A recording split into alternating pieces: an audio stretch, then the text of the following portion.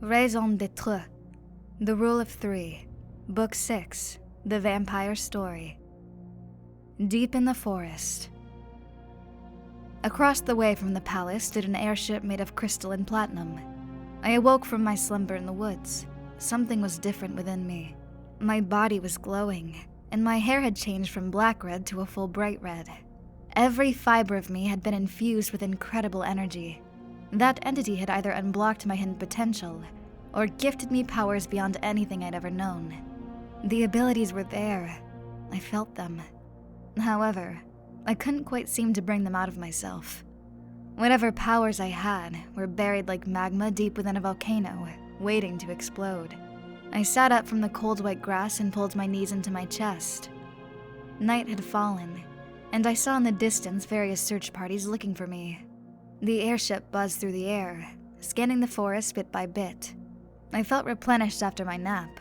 Upon dreaming and contemplating the reality of all things shown to me since venturing to Gala, I'd gathered that that entity had been a Seraph. All that I knew about the Seraphim was myths and legends told to me by those who studied mysticism. Such things didn't exist. I'd been brought up to believe the only deities who ruled over the universe were the vampire gods. Now, faced with the reality, I transcended my beliefs to embrace the ultimate truth. On more than one occasion, I'd met the true gods, and in both instances, the facts were undeniable.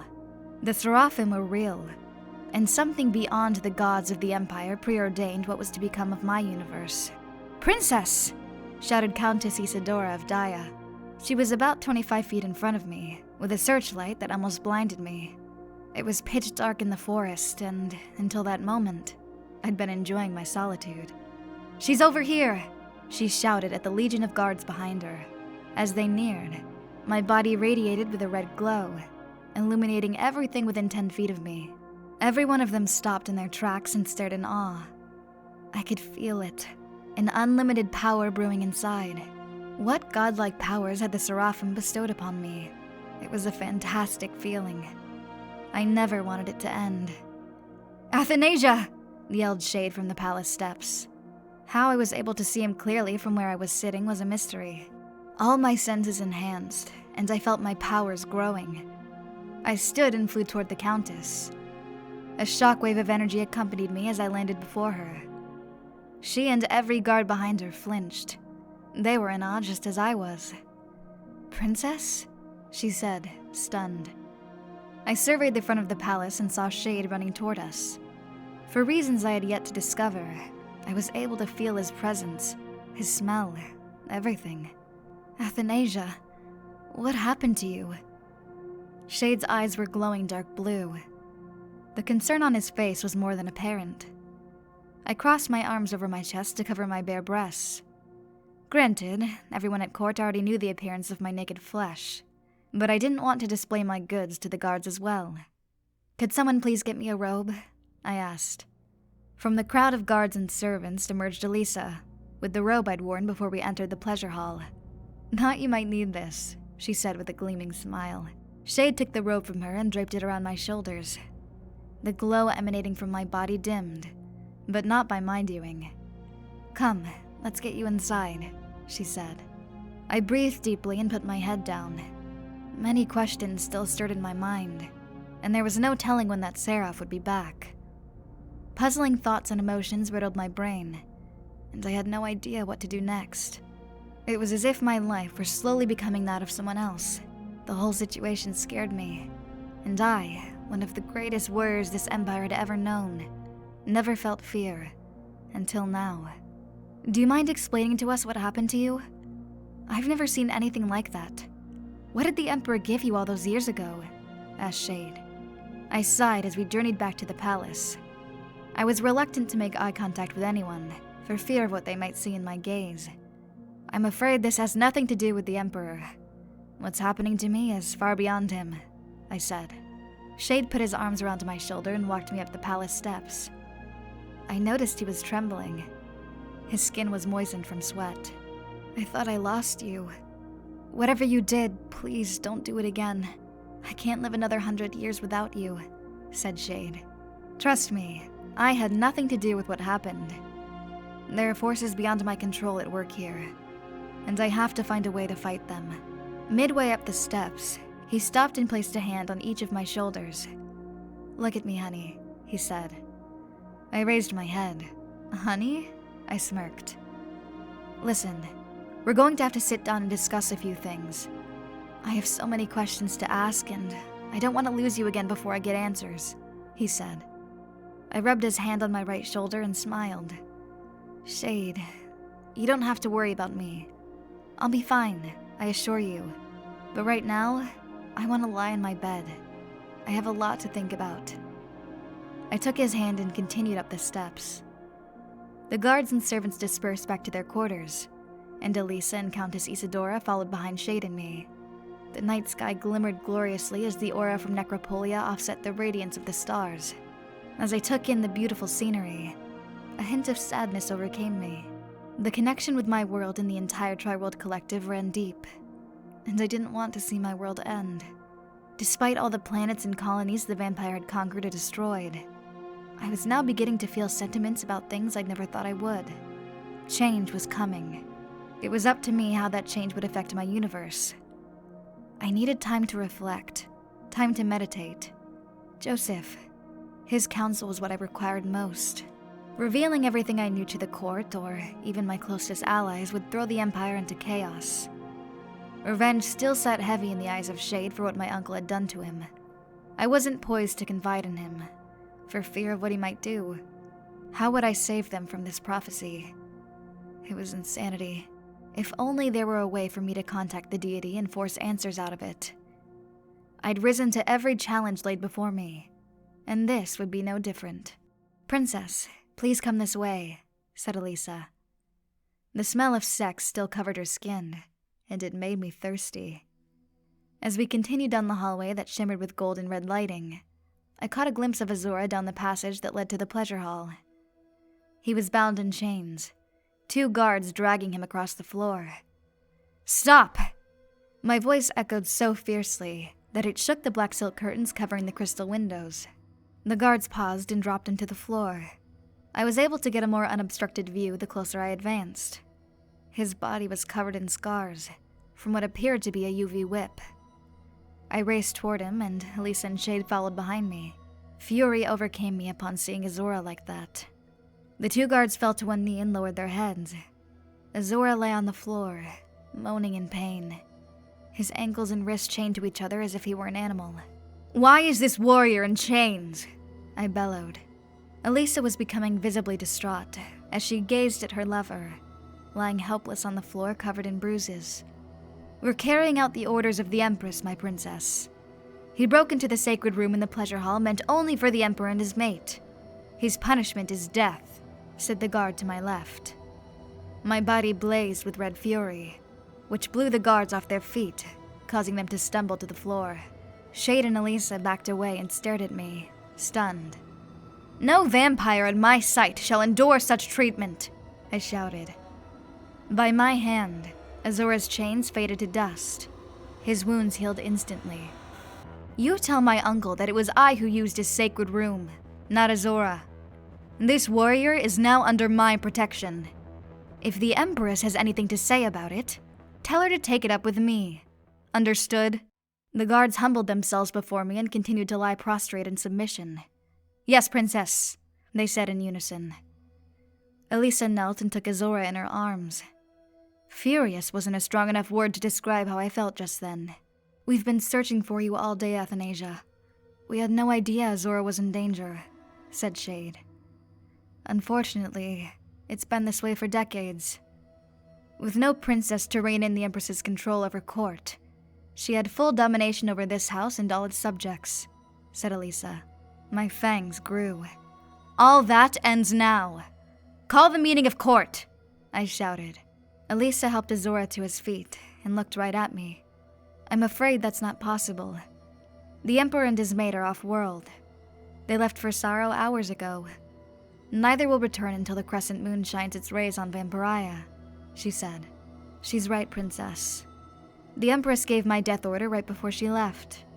The executioners have been torturing me ever since," said Azura.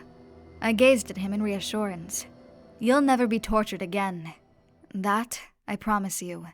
I caressed his shoulder, but his battle-hardened temperament wouldn't let my sympathy for him crush the rage in his eyes. Elisa kissed his neck and rubbed her hand down his back. "So, tell me this. Who's in charge of court while my uncle and that bitch of a maid of his are gone?" I asked. Elisa exhaled and smiled with delight. "You are, my lady. How many royals and nobles are there in the palace? Is there anyone else off-world at the moment?" "No, just the Emperor and his mate," said Countess Isidora, who approached from behind. "They're vacationing on Sorrow. The Emperor hasn't taken leave since your mission to Gala. The crescent moon is about 3 days away, which is plenty of time for you to get settled." "I see. Elisa, please see to it that Azora is given his own quarters. When you're finished, I want you to set up a meeting for the entire Crimson Asa court 2 days from now. If my uncle returns on the 3rd day, I want to exercise my right as princess before then," I said. "Why not set up the meeting for tomorrow?" asked Shade. "There's something I have to do first. Tomorrow I take the journey to Xathanya, alone." "My lady," said Countess Isidora, lowering her gaze. "Xathanya no longer exists." My brows wrinkled. "What do you mean it no longer exists? Xathanya is the greatest city on Vampyre. I was born and raised there. How could it be gone?" "It's been over 100 years, Princess. Xathanya was ravished by seismic activity about 5 decades after you left for Gala. The whole landmass now dwells under the ocean," she said. I didn't blink for a full 30 seconds as I stared at her in utter shock. What happened to the people there?" "They were relocated to the city-state of Xathanya after the first wave of quakes.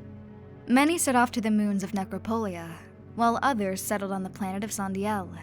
Sorry to be the one to break the news to you, but you needn't worry, my princess. The majority of all who used to live there were safely evacuated long ago," said the Countess. "The news hit me like a UV blast from one of our most powerful cannons. I couldn't believe it. My home city-state, gone, under the ocean. Athanasia?" Shade took my hand and stared into my eyes. "I know what you want, and I know who you're searching for." "What do you mean?" I asked, bemused. "Joseph. You want to find him, don't you?" As he stared at me, I didn't sense any jealousy in his eyes. Perhaps he had changed. "Yes, I need to find him. There are a few things I need to know," I said. Shade nodded. "I see. Well, you can find him on Xathanya. He and I resolved our differences long ago. The last I heard before I was thrown in the tower was that he lives a simple life with his mate and 2 children." "His mate and 2 children?" I mumbled, flabbergasted. "That's right," said Elisa.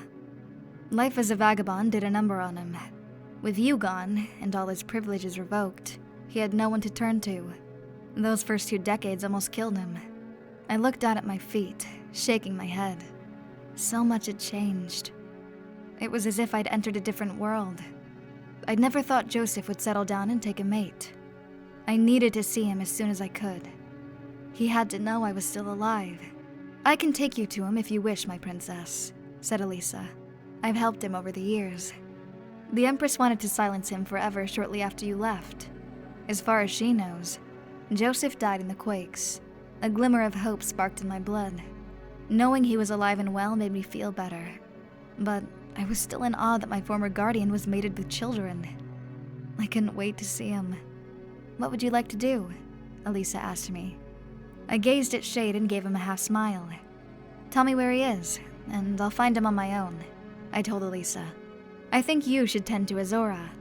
Be sure to notify the court that he is to be in your care and that he is not to be harmed. Anyone who lays a hand on him will answer to me." "Of course, Athanasia. You have no idea how great it is to have you back," said Elisa. She bowed and wrapped her arms around Azora's waist. "What will you do when you find him?" asked Shade. "The last time Joseph and I spoke, the Imperial High Command had his memories erased. I hope with my new powers, I'll be able to restore what he lost." "Your new powers?" Shade asked with a hint of confusion. I nodded and rubbed his shoulders. "Don't worry about it. I'll be back before my uncle arrives," I said passively. The last thing I wanted was to reveal too much about what I'd encountered in space in the forest. I needed to be more careful with my words. The deity, and this prophecy, had to remain secret until I was ready to deal with them. That was the only way to keep the Empire systematic and functioning until the time came. Widespread panic was the last thing anyone needed. Are you sure you don't want me to come with you? Shade asked. I'm sure. You can stay in my quarters until I return. Be sure to get with Elisa after she's situated with Azora. I don't want anyone putting you back into the tower, I said. Shade smirked. They'll have to kill me before I go back to that damn place. I'll take care of them both, my princess. Everything will be ready when you return from Xathanya, said Elisa. She and Azora gazed at each other and made their way down the hall. Shade, still with a concerned look on his face, took my hand and stared into my eyes. I love you, Athanasia. More than myself. Please be safe and come back to me as soon as you're able, he said. I pulled him against me and kissed the bottom of his chin. I'll be all right. I left once. Now that I'm back, you'll never see me leave again. I'm here to stay this time, I assured. He smiled and kissed me between the eyes. Now go and catch them before they wander off too far, I said, as Elisa and Azora continued down the hall. When will you be back? He asked. If I leave now, I should be back by tomorrow. I don't plan to stay there long. With his fangs extended, he kissed me gently with his soft, wet lips, squeezed my hand, said goodbye, and walked away with unease in his eyes. A look I was expecting. However, what I didn't anticipate was his lack of jealousy at my seeking out Joseph. These long years might have brought out the better in him. I just needed to be sure that all of this wasn't for naught. My universe depended on it. I'll escort you to Xathanya, said Isadora. You'll need my assistance in finding the continent. The landscape of our world has changed since you've been gone. I hadn't realized she was standing behind me. I'd completely forgotten the Countess was here. I scoffed at her suggestion, but not enough that she would notice. Trusting her was something I wasn't sure if I could do yet. Being the sister of the Empress wasn't that much of an assurance or reliance. She could very well betray me the second it suited her. I turned around and gazed at her skeptically. You want to escort me? I asked with my brows curled. It's the least I can do, she said. The least you can do? You owe me nothing. Oh, but I do. I do, Athanasia. Please, just let me help you. Her eyes were brimming with regret. Yet I still couldn't help but to sense she was hiding something. What? I had no idea. I'll fly you there, she insisted. Wait. I gave her a suspicious glance. What exactly do you owe me, Countess? I'm sorry, but for me, it's only been a few days since I last saw you. For you, however, it's been over a century. I remember your attitude toward me back then. What's changed? You heard everything I just told Elisa and the guards. How do you know I won't tell my auntie and the Emperor everything the moment they get back? In fact, why even bother to go out into the woods to help everyone look for me? What am I to you? She took a step back. You're the princess. What other excuse do you need? So, the once conceited, egotistical Countess Isadora is now compassionate and selfless. More than willing to lend a hand without compensation, I said sternly. Look, it's more than that. I'm not doing this for myself, and it has nothing to do with personal gain, said the Countess. I just want to know, what guarantee do I have that you won't betray me? The last thing I want is for the Empress to find Joseph after as many decades of peace. I won't be responsible for bringing him any more hardship. Listen, a lot has happened since you've been gone. Circumstances have turned me against my sister. We haven't been on good terms in decades. You have my word that I won't tell her anything, she said with conviction. I crossed my arms. Let me guess. You finally slept with my uncle, and she found out about it.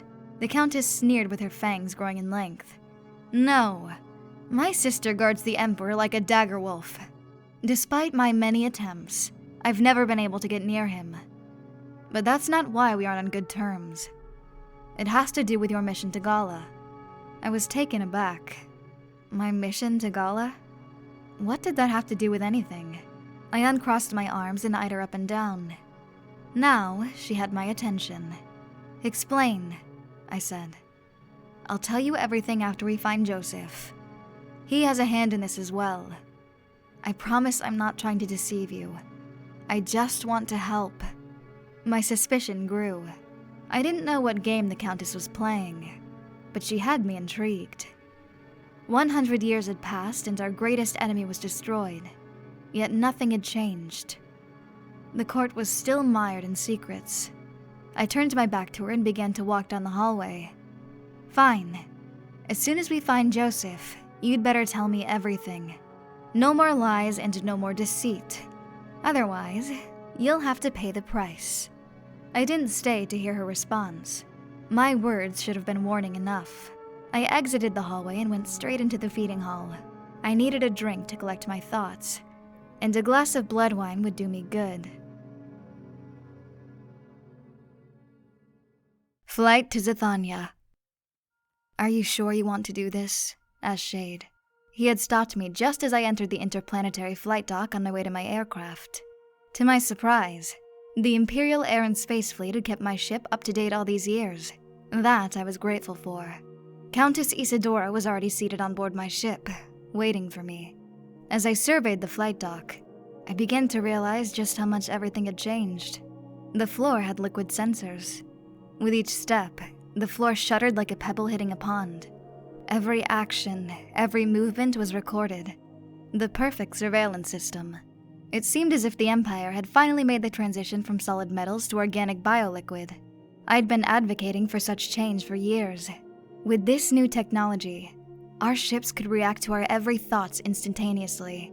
They could also heal from even the most catastrophic damage without mechanical repairs. It was amazing. All the crystalline structure within the dock was glowing red, like illuminated stones underwater that constantly shifted. I'd been catapulted into the future. It was awe-inspiring. Please just let me come with you, Shade pleaded. I placed my right hand on his shoulder and caressed his lips with my left thumb. He was worried about me going there on my own, although I didn't understand why. It wasn't as if I were going into battle. Something was off with him. I'll be fine. You don't have to worry about me. The Countess and I will be back by tonight. He lowered his gaze. I understand that, but... But what? I pressed. I just don't want to lose you again. It's been a century. I don't know if I can do without you, even if it's just for a few hours, he confessed. Looking into his eyes, I could see everything. The blood's passion had him. I could feel it bubbling within me as well. My focus allowed me to keep my emotions contained. Shade, however, was consumed by it. I massaged his neck with my hands and pulled him closer so that I could kiss between the eyes. He tasted sweet like swanberries. The lust influence in his blood cascaded through his pores, compelling me to stay in his arms. I'll be back soon. Elisa will take care of you while I'm gone, and we'll make up for lost time soon enough. I promise. I'd never imagined myself talking to anyone so reassuringly. That entity had indeed done a number on me. Shade smiled and kissed me on the forehead. All right, my love. I'll wait for you. Please hurry back as soon as you're able. As I smiled back at him, we were interrupted by a formation of at least 50 troops marching toward us. Azora, in his customary red battle armor, was at the head giving orders like a forceful general who commanded respect. What is this? I asked. Azora presented himself before me and dropped to one knee, as did his formation of soldiers. Sorry for the intrusion, but I wanted to catch you before you left. With your blessing, my princess, I'd like to begin the reinstatement of the Elite Red Detachment. I've already assembled 58 recruits, eager for training. Shade stepped aside so I could assess the troops Azora had collected. They appeared to be disciplined and strong-willed. The look in their eyes screamed viciousness, a willing to fight and die for the Empire. I could tell each and every one of them was a descent from those of Vampyre. It was a beautiful sight to my warrior-trained eyes.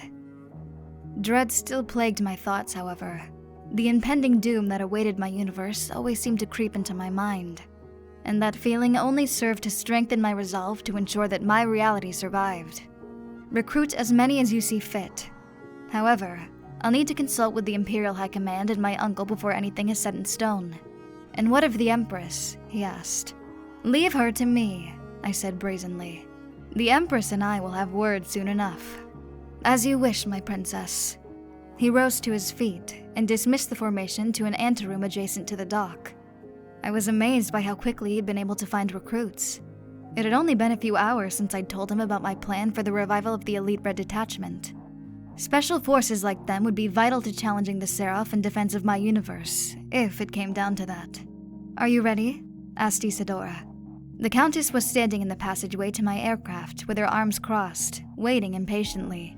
I looked her up and down and saw that she was wearing a nearly transparent black dress that hugged her midsection and waistline. The dress exposed her cleavage generously and ended high above her knees. I shook my head and sighed. Pity the fashion trends hadn't changed in the last 100 years. "I'll join you in a moment," I said. The Countess gave me a side-eyed glance and went back into the aircraft. I suppose she was right. The sooner we left, the sooner we'd be able to organize before my uncle returned. Shade gazed down at me one last time. His face was riddled with longing and hints of worry. "I'll see you soon," I told him softly. He caressed my palm, the touch tender and warm.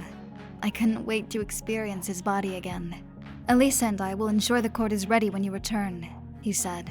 I nodded with a slight grin before boarding my aircraft.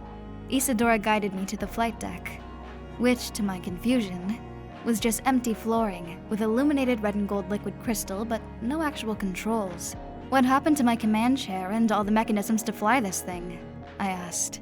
Isadora laughed. "You've been away a long time, Princess. Our ships are now controlled through mind thought alone.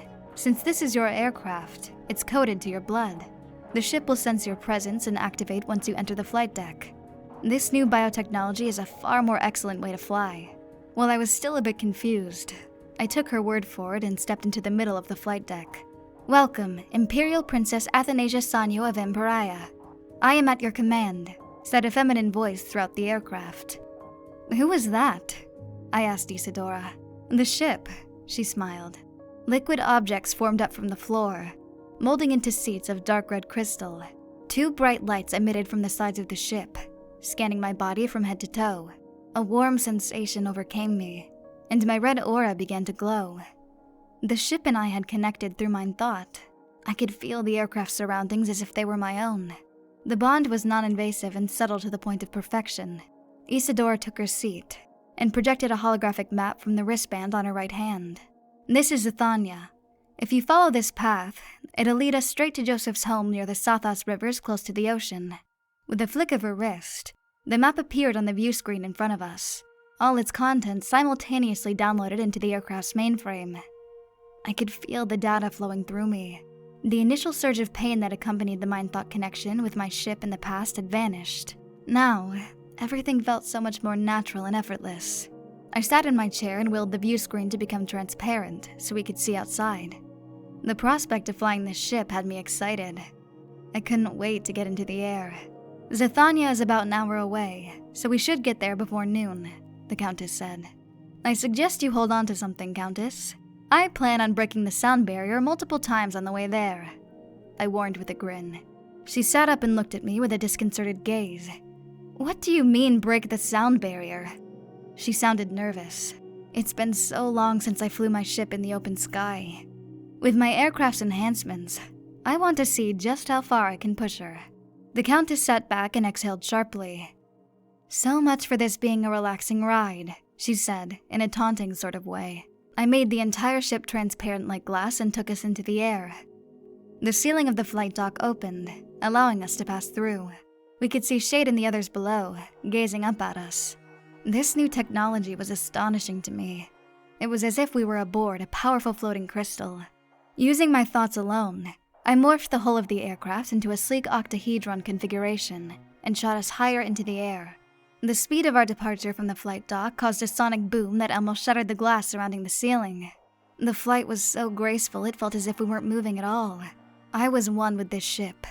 The sun had graced the land, and the clouds emitted various shapes of red and gold. I'd never taken the time to appreciate the beautiful view of our shining red sky. Now, however, was as good a time as any. The connection to my world ran deep within me. I would not see it perish. The entire Tri-World Collective depended on me. This was no longer a fight for dominance, but instead, one for survival. In all of my years traveling, I never thought to make the aircraft transparent so you can see the view of the world flying, said the Countess. She crossed her legs, leaned back in her chair, and exhaled. Vampyre is so beautiful during sunrise. I rarely wake up early enough to see it. I gazed at her for a moment and then focused on the outside view in front of us. She was right. Vampyre was stunning during this time of day. Perhaps I'd take it easy and enjoy the scenery, instead of flying to Joseph's place in a rush. Knowing that all this beauty was going to end someday soon had my mind flustered. Yet I couldn't share this information with anyone, not even Shade. So, what was it like out there? The Countess asked. What do you mean? I knew what she meant. I just didn't feel like talking about it. At the Battle of Gala. That's what they call it if you didn't know. What was it like to defeat them? No one imagined that you and your small fleet would be successful. Were you afraid? I crossed my legs and placed my hands on the arms of my chair. Like Elisa, the Countess had never seen battle, so I suppose I'd humor her with a few details. No, I wasn't afraid. I shed myself of fear in battles centuries ago. Then what did you feel? She pressed. Excitement, anger, passion. I remember those emotions most. I wanted revenge for what they did to my father. The thought of slaughtering them all fueled my bloodlust and rage. But when I got there, it wasn't much of a battle for glory. Then, it was a death trap. Someone warned those green-skinned bastards we were coming. The entire fleet was butchered within minutes. If I hadn't acted quickly, I'd have been among them. The Countess ran her fingers through her hair. I'd noticed a strange look on her face when I mentioned the Sumanians knowing about our invasion. Her rattled gaze was louder than any words she could have said. Do you know anything about that? I asked. About what? She wouldn't even look me in the eye. About Gala and the fact that they knew we were coming. And don't lie to me, Isadora. I have ways of discovering the truth. Ways you might not like. I told you. We'll discuss that when we reach Joseph. What's the importance of Joseph being there? You know something about this, don't you? She glanced away. Look, just tell me what you know. My voice was brash and irritated. It was 100 years ago. What's done is done, she said nervously. My fangs grew. 100 years for you. A few days for me. Tell me what you know, or you can walk to Xathanya. On one leg. Athanasia, please. You brought it up, Countess. Did someone warn Gala we were coming? Did someone betray us?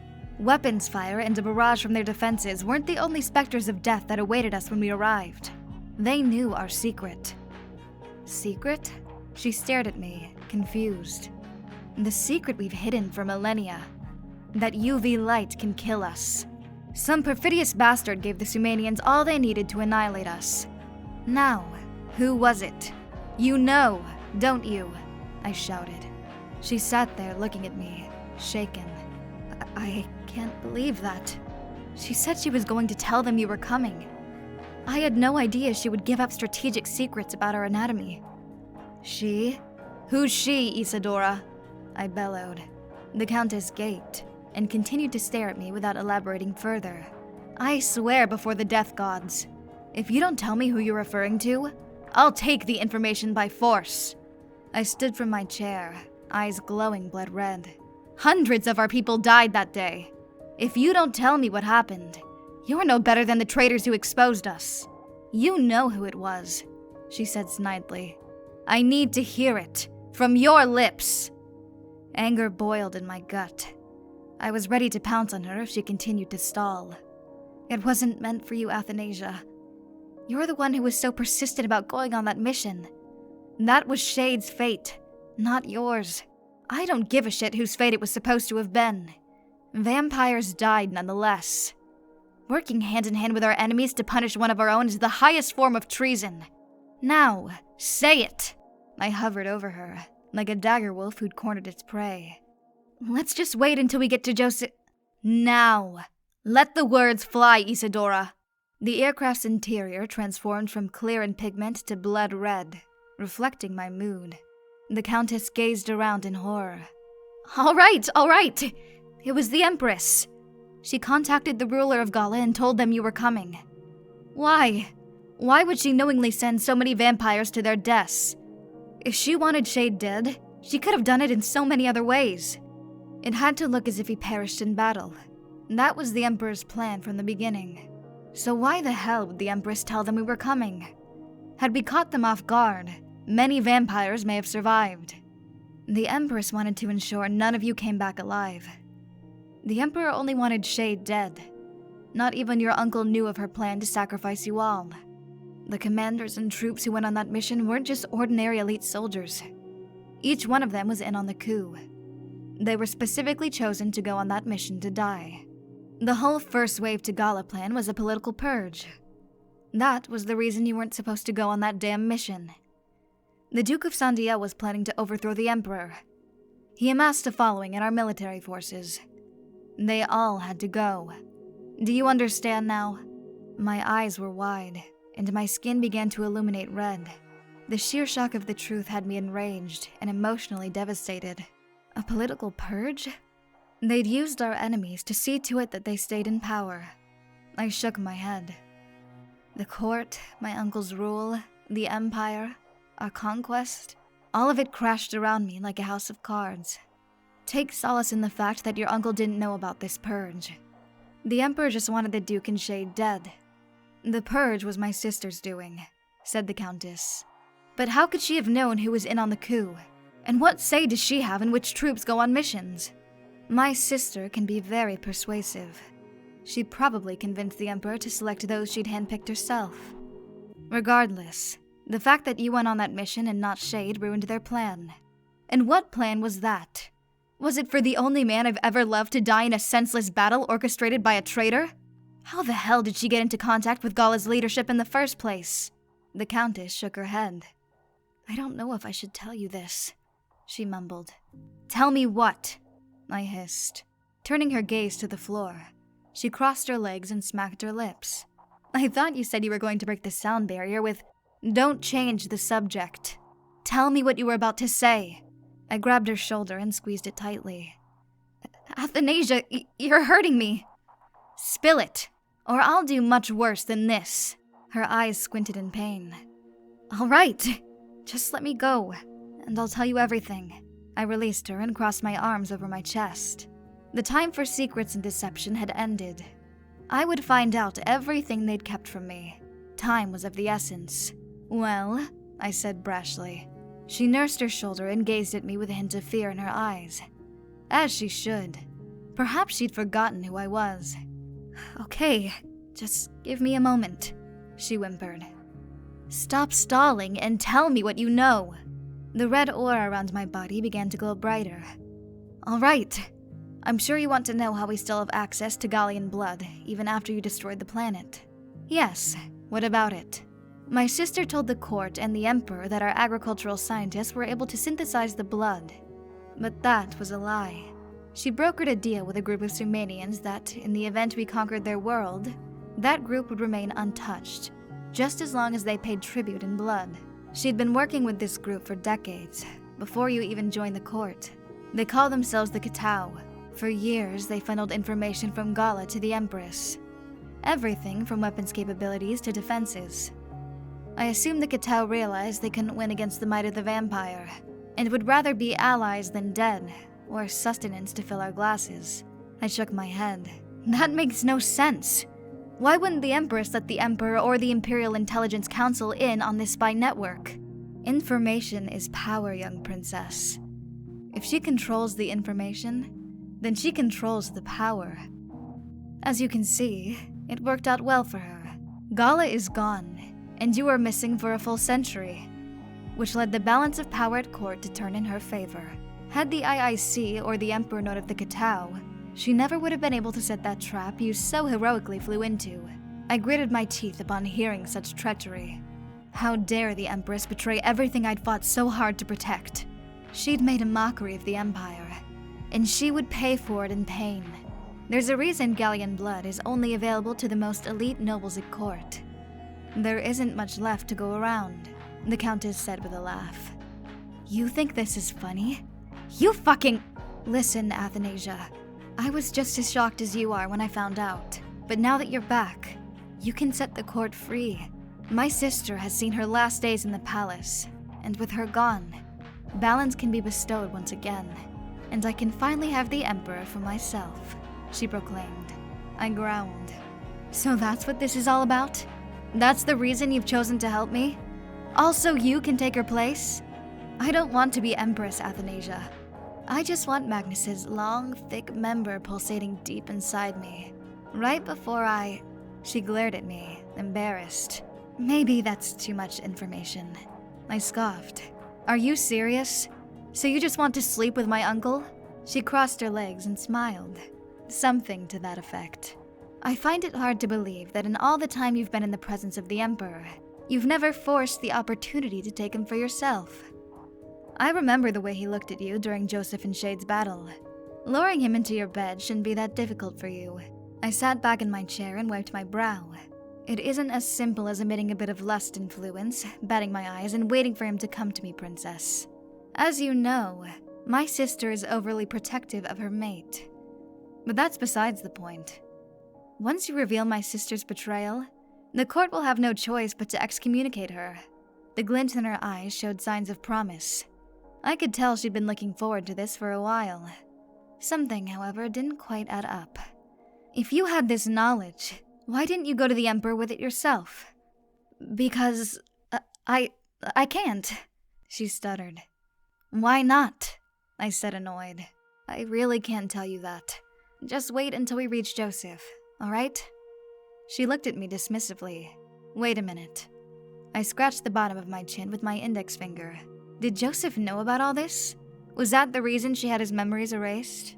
No, that's something else entirely. Then why are you so adamant about getting to Joseph before telling me everything? I'm just ensuring my safety. From who? I stared at her in confusion. From you! She exclaimed. I laughed. I'm not going to hurt you. The Countess sat up in her chair and snickered. Once you know the whole truth and understand my involvement, you may just... Never mind. Forget it. I curled my brows and continued to stare at her. Now I was more curious than ever. I couldn't believe there was more to this. The fact that Joseph was somehow involved made the whole situation more bizarre. The secrets in this court were driving me crazy. My whole life, all I'd known was battle and conquest. The comradeship among us warriors was all out in the open. There were no lies or secrets between us. That was the reason the politics of the Crimson Asa court disgusted me so much. The heart of our great empire rested on the whims of the deceitful decadent. But there would be change. That I guaranteed. Well, if you don't mind, Athanasia, I think I'll rest my eyes a bit. Wake me when we reach the Sathas rivers. I don't want to miss the view from above when we get there, said the Countess nonchalantly. She laid her seat back, intertwined her fingers behind her head, and closed her eyes.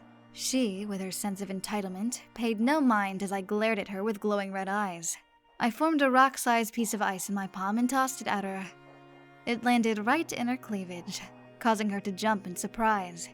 What the hell? She said, as the ice fell further down into her dress. It satisfied me to see her squirm the way she was. If you think our discussion is over, you're sorely mistaken. There's nothing else to talk about. I've said everything I'm going to say.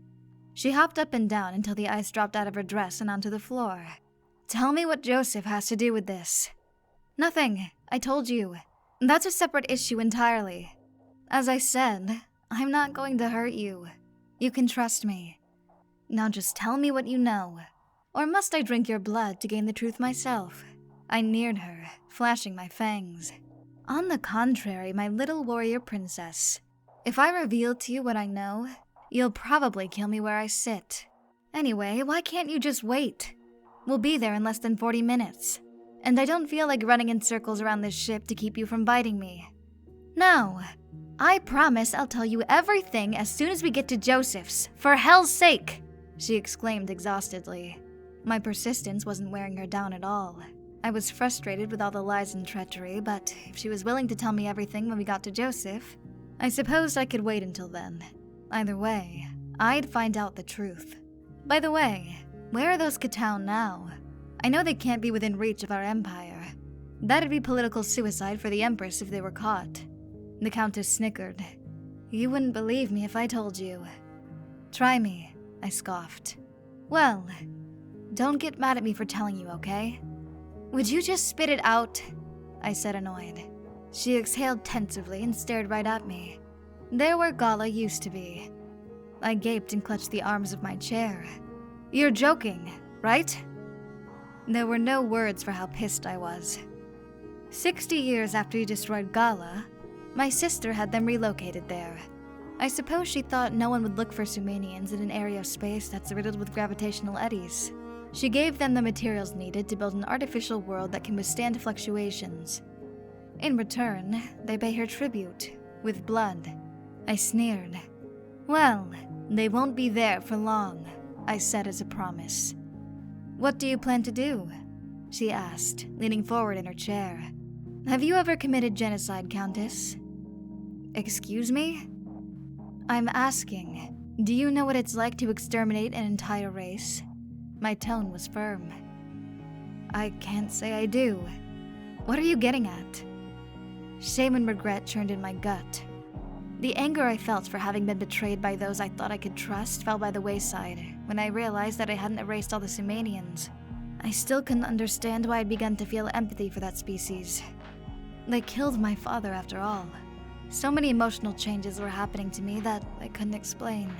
If and when that entity returned to me, I'd have to force him to tell me what he'd done to my mind. Nothing was as I remembered it after that first encounter in space. I'd find answers. Are you alright? Why are you talking about genocide? Those little green bastards got what they deserved for defying the might of the vampire, said the Countess. I gave her a side-eyed glance. Did they? I said softly. She looked at me, stunned. My emotional state was apparent. The Countess could sense that I'd changed. What happened to you out there, Athanasia? You haven't explained to anyone where you've been all this time. I don't understand how you experienced 100 years in a single day. Tell me. I rubbed my knees. Nothing of importance. Humor me, Princess. You asked a ton of questions. Now it's my turn. At least tell me how you managed to make it back to Vampyre, she pressed. I sighed. I don't know how I made it back. I don't know how I survived the blast that destroyed Gala. And I damn sure don't know how 100 years passed in an instant while I was gone. All I do know is that the multiverse is real. I saw it with my own eyes. Now, that's all I'm going to say about it, so stop asking. She rolled her eyes at me. Why are you so defensive about it? I'm not the only one who's curious about you, Princess. The whole Empire wants to know what happened. You're all the Tri-World Collective has been talking about these last few days. Why do you think your uncle and my sister left for Sorrow so quickly after you returned? I raised my brow. Tell me, you mustn't reveal to anyone what I'm about to tell you, all right? Her gaze was disconcerting. Just spit it out, I said. Well, she gulped. It wasn't because they needed a vacation. The Empress wanted to get as far away from you as possible until she came up with a plan to deal with you. She convinced your uncle to leave for Sorrow because she was afraid of what you may reveal to the court. I sat back in my chair and stared at the Countess. What do you mean?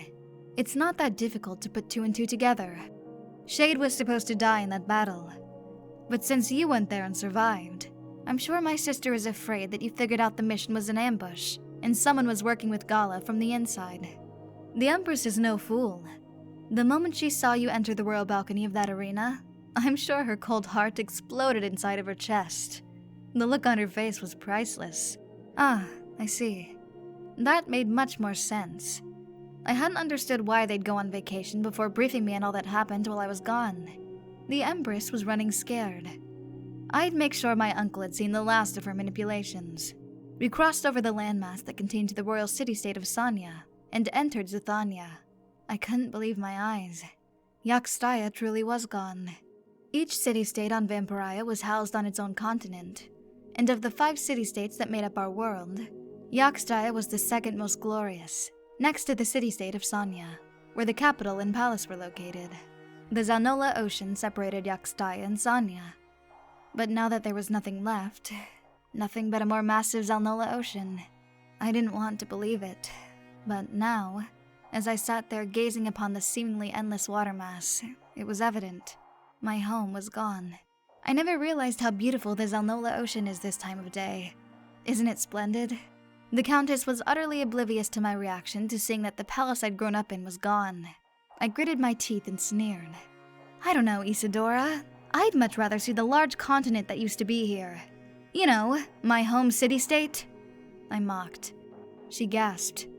Oh, sorry. I forgot, she said sympathetically. I increased our speed so we could get past the ocean as soon as possible. I didn't even want to acknowledge it. Seeing it was too painful for me to endure. The Sathas rivers haven't been overtaken by the ocean, have they? I asked. No. There are still pieces of land left over from Yaxtaya that separate the ocean from the rivers. A few vampires settled on those islands after the quakes. The islands aren't as plentiful, but they make great vacation spots for the elite warrior class, she said. Closing my eyes, I exhaled slowly and thought about Joseph. I could only imagine the look on his face when we'd finally meet. What questions would he have for me? And would he forgive me for what I'd done to him? If I was honest with myself, his excommunication was my fault. I should have never baited him with my intensity during the Blood's Passion ritual. I'd known how much he cared for me, and I'd just thrown it back in his face like a heartless bitch. It was time for me to make amends. He deserved that much. The community of Sathas rivers. We'd touched down at Xathanya, near the Sathas rivers. The Countess said Joseph would be in this area. Everything here appeared simple and organic. The grass wasn't wholly white like Sanya, as it had shades of pink and blue scattered throughout, giving it a purplish color. The leaves on the trees were similar to the grass. It was beautiful. The technological advances of our empire hadn't touched this place. The entire area was like an enchanted forest that brushed against the waters of the river. I could see why Joseph would want to live here. This place was a far cry from the decadence of the palace. A group of vampires emerged from their homes, surrounded my ship, and bowed. They must have recognized me as we approached. The transparency of my ship gave them all a clear view. I powered everything down and stood from my chair. The glass-like appearance of my ship had faded and returned to its original opaqueness. Are you ready? I asked the Countess. She sat in her chair without responding, digging her nails into the armrest. Are you all right? The Countess looked up at me, sweat forming on her forehead. Promise me, Athanasia, she said nervously. Promise you what? That you won't hurt me when we talk to Joseph. I rolled my eyes. I'm not going to hurt you. Why do you keep saying that? Just give me your word that you won't attack me, or try to hurt me when we get to Joseph's place. Her voice and eyes told me she must have done something serious if she was this nervous about whatever it was she had to say. I stepped to her, knelt, and placed my hand on top of hers. What did you do, Isadora? Just tell me now and get it off your chest. She grabbed my hands. I noticed her palms were sweaty as she stared into my eyes. Promise me, she asked again. I sighed, annoyed. Fine, I promise. Now tell me. The Countess nodded and released my hands. Let's go find Joseph. She pushed me aside and headed toward the exit. I stood and followed her out, more annoyed than before. I unlatched the exit and opened the door. We were met by about a dozen vampires bearing gifts.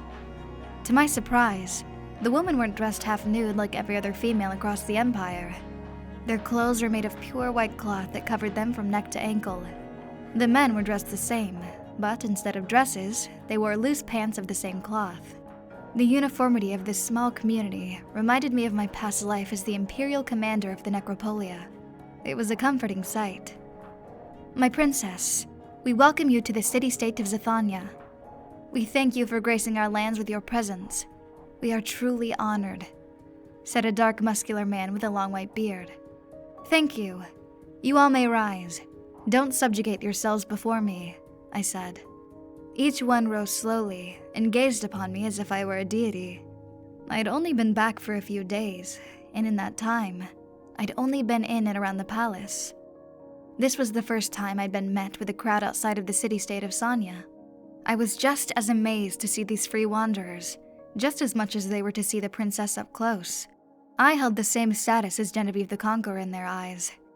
I'd accomplished everything I'd set out to.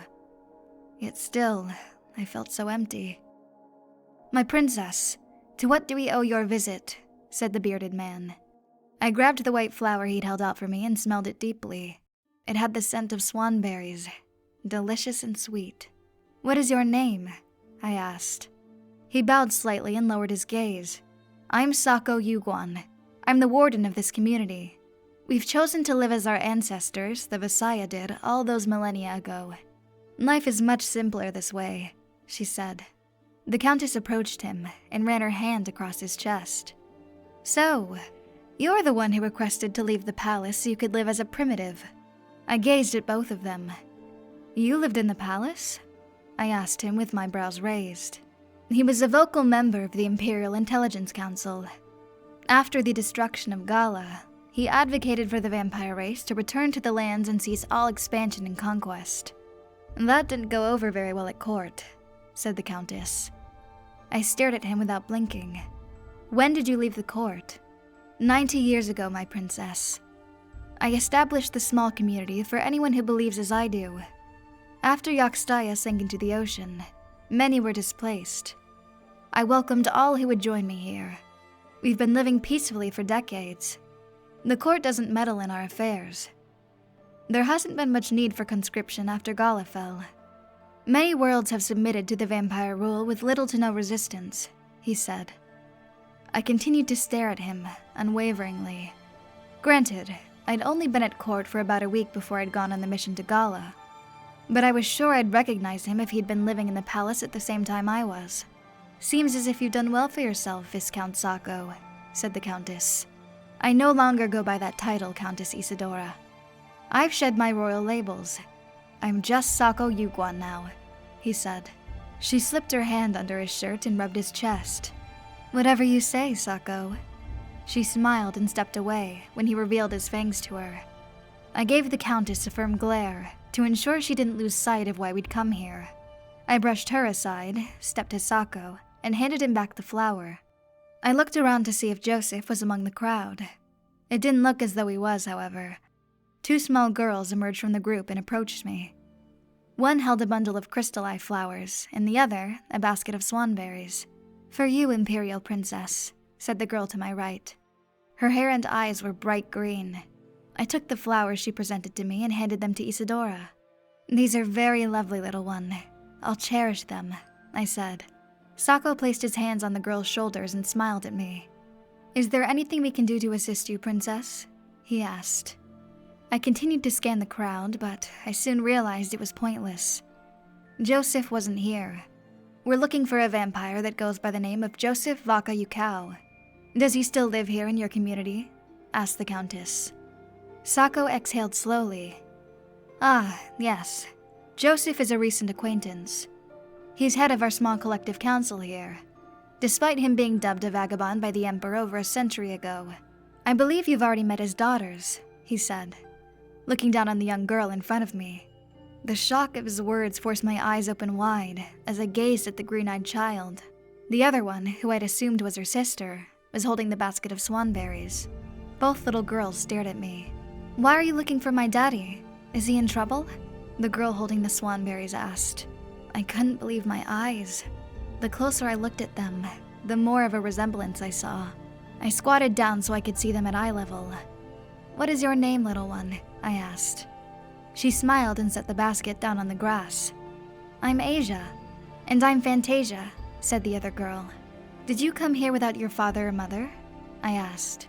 "He told us to stay in the house, but we snuck out. We wanted to greet the Imperial Princess just like everyone else," said Asia. "So he knew we were coming?" asked the Countess. "Everyone knew someone of royal blood was coming," said Sako. "Whenever royalty approaches lands outside of Sanya, the atmosphere changes. The Emperor created a global notification system for all royals. It's a mixture of euphoria and sweet steam. It washes over the land like a fog. The system was put into place so that subjects all over Vampyre can properly greet royals when they arrive. Surely you feel the difference." I took a deep breath and realized what he said was true. Wait, so that's what that feeling is? I stared at the Countess for an answer. "I'm sorry, Princess. That must have slipped my mind.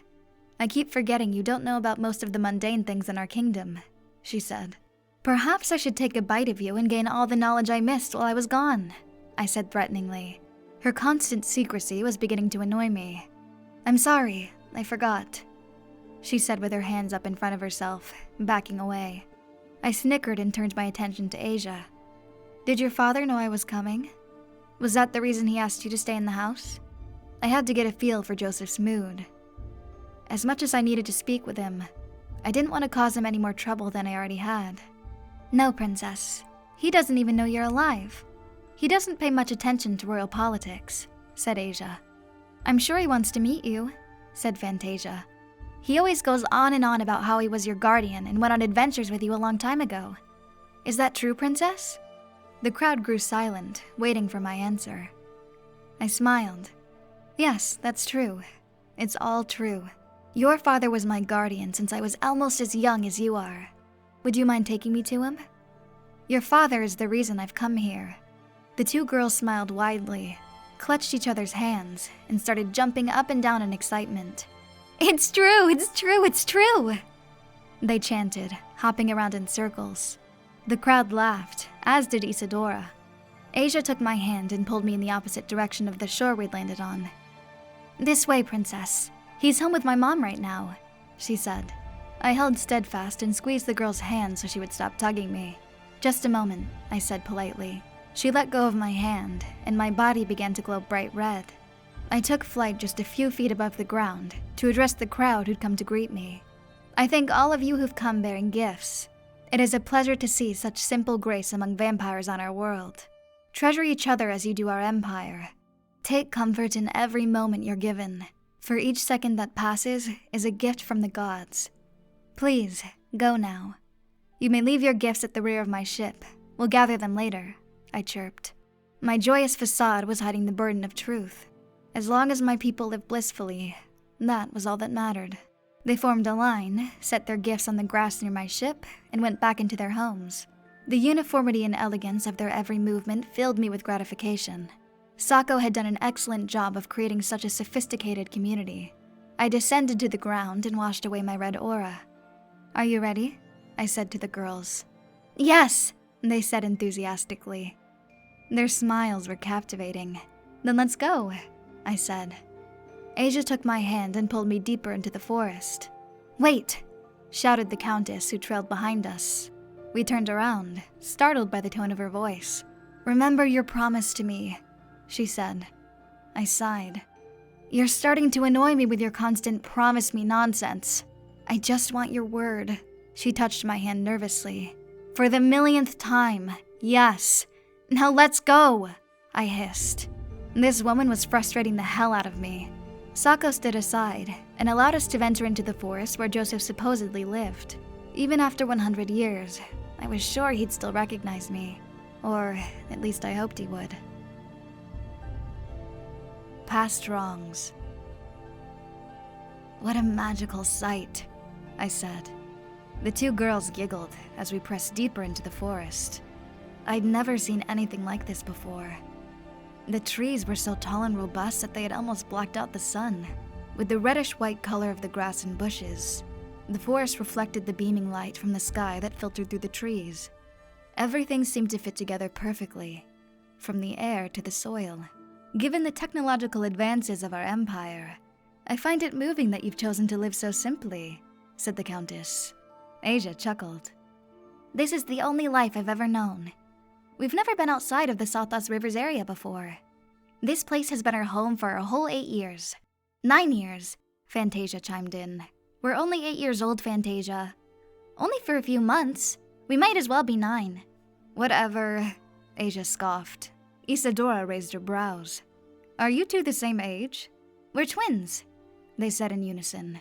Of course. One could tell by their almost identical appearances. The little girls' fangs were just as cute as their faces.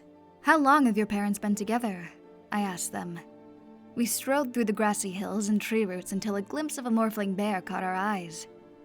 "Those things still exist?" said the Countess, stunned. I laughed. "Just because you haven't seen one in a while doesn't mean they're extinct. Maybe if you traveled outside of the palace for once, you'd broaden your scope of awareness." The morphling bear saw us walking and began to coo. "Come here, little bear," said Asia, clapping her hands together. "Don't call that thing over here. They smell funny," said the Countess. "You smell funny," said Fantasia. I laughed as the bear galloped toward us. Oh crap, here it comes. "Listen, child. I am the Countess Isadora of Daya, sister to the Empress. The next time I order you to do something, you do it," she said. I shook my head. "Are you seriously barking orders at an 8-year-old kid?" I said mockingly. The Countess growled under her breath. The privilege emanating from her was apparent. "No!" she screamed, when the small bear leaped into her arms and rubbed its head on her chest. The girls laughed, as did I. "I think he likes you," said Fantasia. Isadora hissed and dropped the bear to the ground. A small thump sounded when the bear landed, but that didn't deter it from getting back up and continuing to rub its body against the Countess's legs. I hadn't seen a morphling bear in years. I'd forgotten how cute and loving they were. "Would you get away from me, you—" said the Countess, pulling back and shooing the bear with her hands. "Ugh, your smell is nauseating." She pushed the bear away with her foot and took a few steps back. "Why are you so rude?" asked Asia. The girl knelt and rubbed the bear's head. "This is beneath me. Royalty doesn't ascribe to the pleasures of the commoner," said the Countess. The bear threw its backside into the air and kicked dirt on Isadora with its hind legs before running off into the forest. "What the hell?" she hissed. The girls laughed as we watched the morphling bear gallop beyond the bushes. "Hasn't anyone ever told you?" said Fantasia. "Told me what?" said the Countess, covered in dirt. "Never offend a morphling bear," shouted the twins with a smile. Isadora dusted herself off while growling under her breath. "Hey, our house is right over there," said Asia, marching in the direction the bear had gone. Isadora's eyes grew wide upon hearing Asia's shout. The Countess was visibly nervous. Fantasia grabbed the Countess's hand and pulled her leg along. "It's right over that hill. Come on," she said. I followed behind them, fast-stepping to keep up. We came upon the hill and saw a small house enough to fit a single family. It was made from the same wood as the surrounding trees. I never suspected Joseph would choose to live so simply. He must have changed so much. A century would be enough to alter someone's outlook on life, especially after they'd found a mate and started a family. We continued over the hill and saw a petite woman with olive skin and shiny blue hair. Soft ambient music played from the house, before which the woman danced gracefully in the front yard. She looked like a goddess to my eyes. I couldn't wrap my head around how beautiful this woman was. She had the appearance of royalty, but there was no mistaking that she was a commoner. Like an enchanted fairy, she swayed her body and arms through the air with elegance. The short polyester dress she wore matched the color of her hair, as she continued to frolic to the soothing music. "Mommy, look who's come to visit," said Asia. The sound of her child's voice made her stop mid-dance and turn her attention toward us. Fantasia and Asia leaped into the woman's arms. She knelt and scooped them up. "What are you two doing outside of the house? Didn't your father tell you to stay in your rooms?" the woman said. Standing there, I watched as the woman embraced her children. I didn't want to interrupt them. Their embrace put a warm feeling in my stomach. Isadora walked up behind me and stepped on a piece of bark. The woman gazed up at us, shocked. How could Joseph have found such a jewel in this isolated place? "Go inside the house and get your father," she said. "But Mommy, we wanted to introduce you to—" "Now, Asia. You too, Fantasia. Go on now," said the woman firmly. Without another word, the two girls scurried into the house. The woman stood and stared daggers at me. She advanced toward us while the Countess and I stood steadfast. "Have you no respect? Bow to your princess," shouted the Countess. The woman paid her no mind and continued to step toward me. She had an expression as if I'd wronged her in some way. The glint in her eyes was one of jealousy. I didn't understand why, however. I'd never met this woman before today. "So, it's true. You have come back. I knew you would eventually come to claim Joseph again. You haven't been back for a week, and you've already made your way to my home to take my mate from me. Well, guess what, princess? That's never going to happen. Not while I live," she said threateningly. I pressed my lips together and curled my brows in absolute bafflement. Was she serious? Her eyes turned from green to a blazing red, and her fangs protruded. I held my hands out in front of myself and stepped back. Calm down, woman. I'm not here to take Joseph anywhere. I've just come to talk to an old friend. I have no intention of claiming him, I said. Oh, then why is she here? Why bring the Countess Isidora of Daya to my home? Don't think I've forgotten what you tried to do to my mate last time. You devious cunt. I told you before.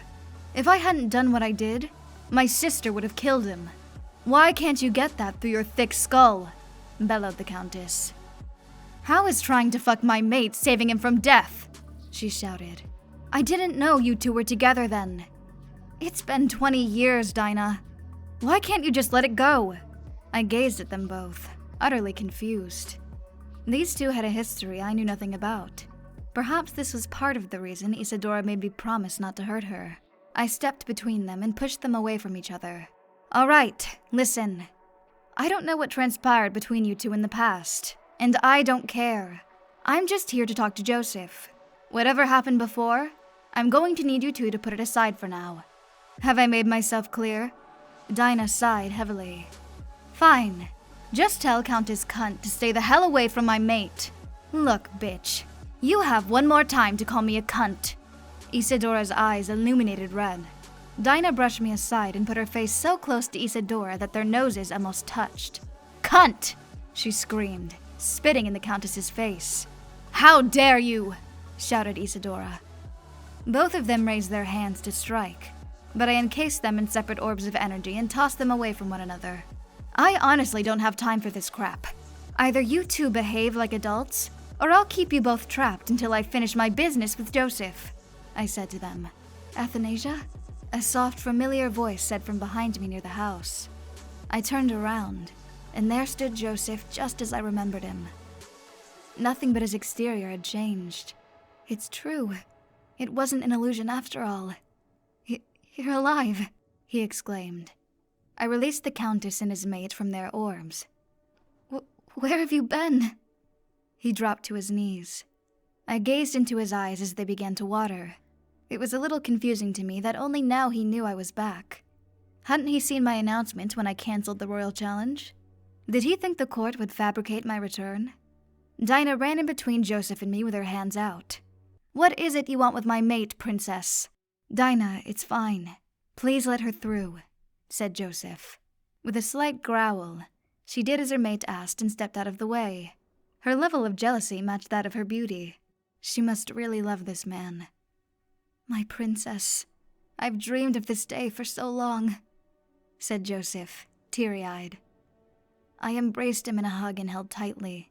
His smell, his touch, all of it was exactly how I remembered. Life as a vagabond hadn't been as cruel as I'd thought it would be for him. It appeared as if he'd lived a fruitful life while I was gone. What brings you here to my home? And how did you find me? He asked, hugging me tighter. Countess Isidora brought me here, I said. He released me and stared into my eyes. You brought the Empress's sister? Here? He asked assertively. Yes, she was the only one who knew where you were. Princess Athanasia. Do you have any idea what she's done? His eyes were wide. I think I got the gist of it from her and your mate almost getting into a brawl. He shook his head. Oh, I'm afraid you don't know the half of it. Remember our promise, princess! Exclaimed the Countess. I looked at her, then at Joseph. The secret these two had, it involved me in some way. Now that we were here, the truth would come out. And I could finally understand why the Countess kept going on and on about that stupid promise. Whatever it was she'd done, it couldn't have been that bad. Come, princess. I've made some swanberry tea with a hint of blood. We can catch up in the house, said Joseph. I smiled. Of course. There's a lot we need to talk about. After all these years, I just hope you remember everything I need to know. Indeed. He took my hand and led me into the house. I'll wait out here, said the Countess. The hell you will, said Dinah, taking hold of Isadora's wrist. You knew coming here what you'd have to face. Now get in the house and have some tea, she shouted. I could tell by the look in Dinah's eyes that the blood's passion had a firm grip on her emotions. She behaved just as Shade had. Those chaotic actions were what led Joseph to become a vagabond. I just hoped she would be able to keep that passion under control, long enough for me to get the information I sought. "Get your hands off me, or I'll bite it off!" screamed Isadora. "I doubt your privileged little fangs could bite through the skin of a swanberry," yelled Dinah. They hissed and started wrestling on the ground. "You'll never have my mate!" exclaimed Dinah. "I'm not here for your mate, you dumb bitch! I only came because the princess needed a guide. And I'll guide you straight to the chaos dimension if you ever try and touch Joseph again. I no longer desire your mate. But if you keep testing me the way you do, I'll make it my life's mission to fuck him while you watch," threatened the Countess. "Oh, you fucking whore! I'll kill you!" "Huh, you think a commoner like you stands a chance against a superior vampire of noble blood? Don't make me laugh." They began tearing at each other's clothes with their claws, while Joseph and I stood there in shock. I sighed and enclosed them in separate orbs again. With a wave of my hand, I forced them 10 feet apart, their orbs hovering just a few inches above the ground. "Listen, the fate of the Empire is at stake. I don't have time to deal with your quarrel. So please, stop this right now," I shouted. "Trust me, princess. Once you know everything about this little succubus, you'll want her dead yourself," said Dinah. "Please forgive me, Athanasia." "Dinah isn't accustomed to dealing with nobility or showing the proper respect," said Joseph, staring daggers at her. "It's all right. But if your mate could stop attacking the Countess long enough for us to talk, that would be great," I said sarcastically. "Of course." He bowed to me slightly and then turned to her. "Dinah, you will leave the Countess alone. Understood?" "But if she touches you—" "Understood?" he said more sternly. "Yes, my love." Her tone was humble. "And you, Isadora, don't even go near this woman," I said. "We don't have time for this nonsense." She crossed her arms and snubbed her nose at me. "Fine." Once again, I released them from their orbs. They dropped to the ground and gasped. "If either of you attacks the other again, you'll have to deal with me. So please, try and act like adults," I said. They looked at each other and sneered before nodding at me. "Well, if you two are willing to settle down, please join me inside," said Joseph. I gave both Dinah and Isadora one last threatening look before we all proceeded up the stairs to the porch. I didn't want to meet my former guardian under these circumstances, but I had no other choice. Finally, I'd be able to get what I was after. Inescapable Truth. As we entered his home, I was amazed by the decor and design. The alluring charm was so comfortable and simple, the interior resembling the outside perfectly. The furniture was made of the same wood as the house, and everything smelled of sweet swanberries. The design felt ancient, with a modern twist. It was so lovely. "Right this way, Athanasia. I can't begin to express just how much I've longed to see you again. I fell apart the day I thought you had died," said Joseph. I rubbed his shoulder as we walked into the living room. And I fell apart the day I got back and realized 100 years had passed. He chuckled. "I see. You're going to have to tell me about that and everything else that happened to you. I'm curious how you survived the slaughter." I stopped just short of sitting on his large auburn couch, covered with dark brown leather pillows. "You knew it was going to be a slaughter?" I asked. "Everyone knew. The Empress didn't even try to hide it after Gala fell," said Dinah. "Wait, so the entire planet knows she was working hand in hand with Gala to destroy our first wave assault?" They gazed at me, confused. "Working hand in hand? What are you talking about?" asked Joseph. "No vampire in their right mind would work in collaboration with that species," said Dinah. Isadora cleared her throat loudly. I turned and saw her motioning her head for me to come over. "What?" I whispered, walking toward her. Princess, no one knows about that little detail. They only know it was an ambush set up for shade," she said quietly. I huffed. "I see. So you're saying the resistance at Gala knew of the first wave assault? That means our monarchy was working with our enemies. That's preposterous," exclaimed Joseph. Isadora pushed me aside and approached him, then placed her hand on his shoulder. After the ordeal at Gala, which was only a few days ago for her, the princess can sometimes lose touch with reality. No one in our empire or our court would dare work with our enemies. You needn't worry about that, she said with a smile. My brows curled, and I took the Countess by the arm. The time for lies is over, I said brashly. I sat Isadora down on the couch and gazed at Joseph and his mate. The surprised look on their faces was expected.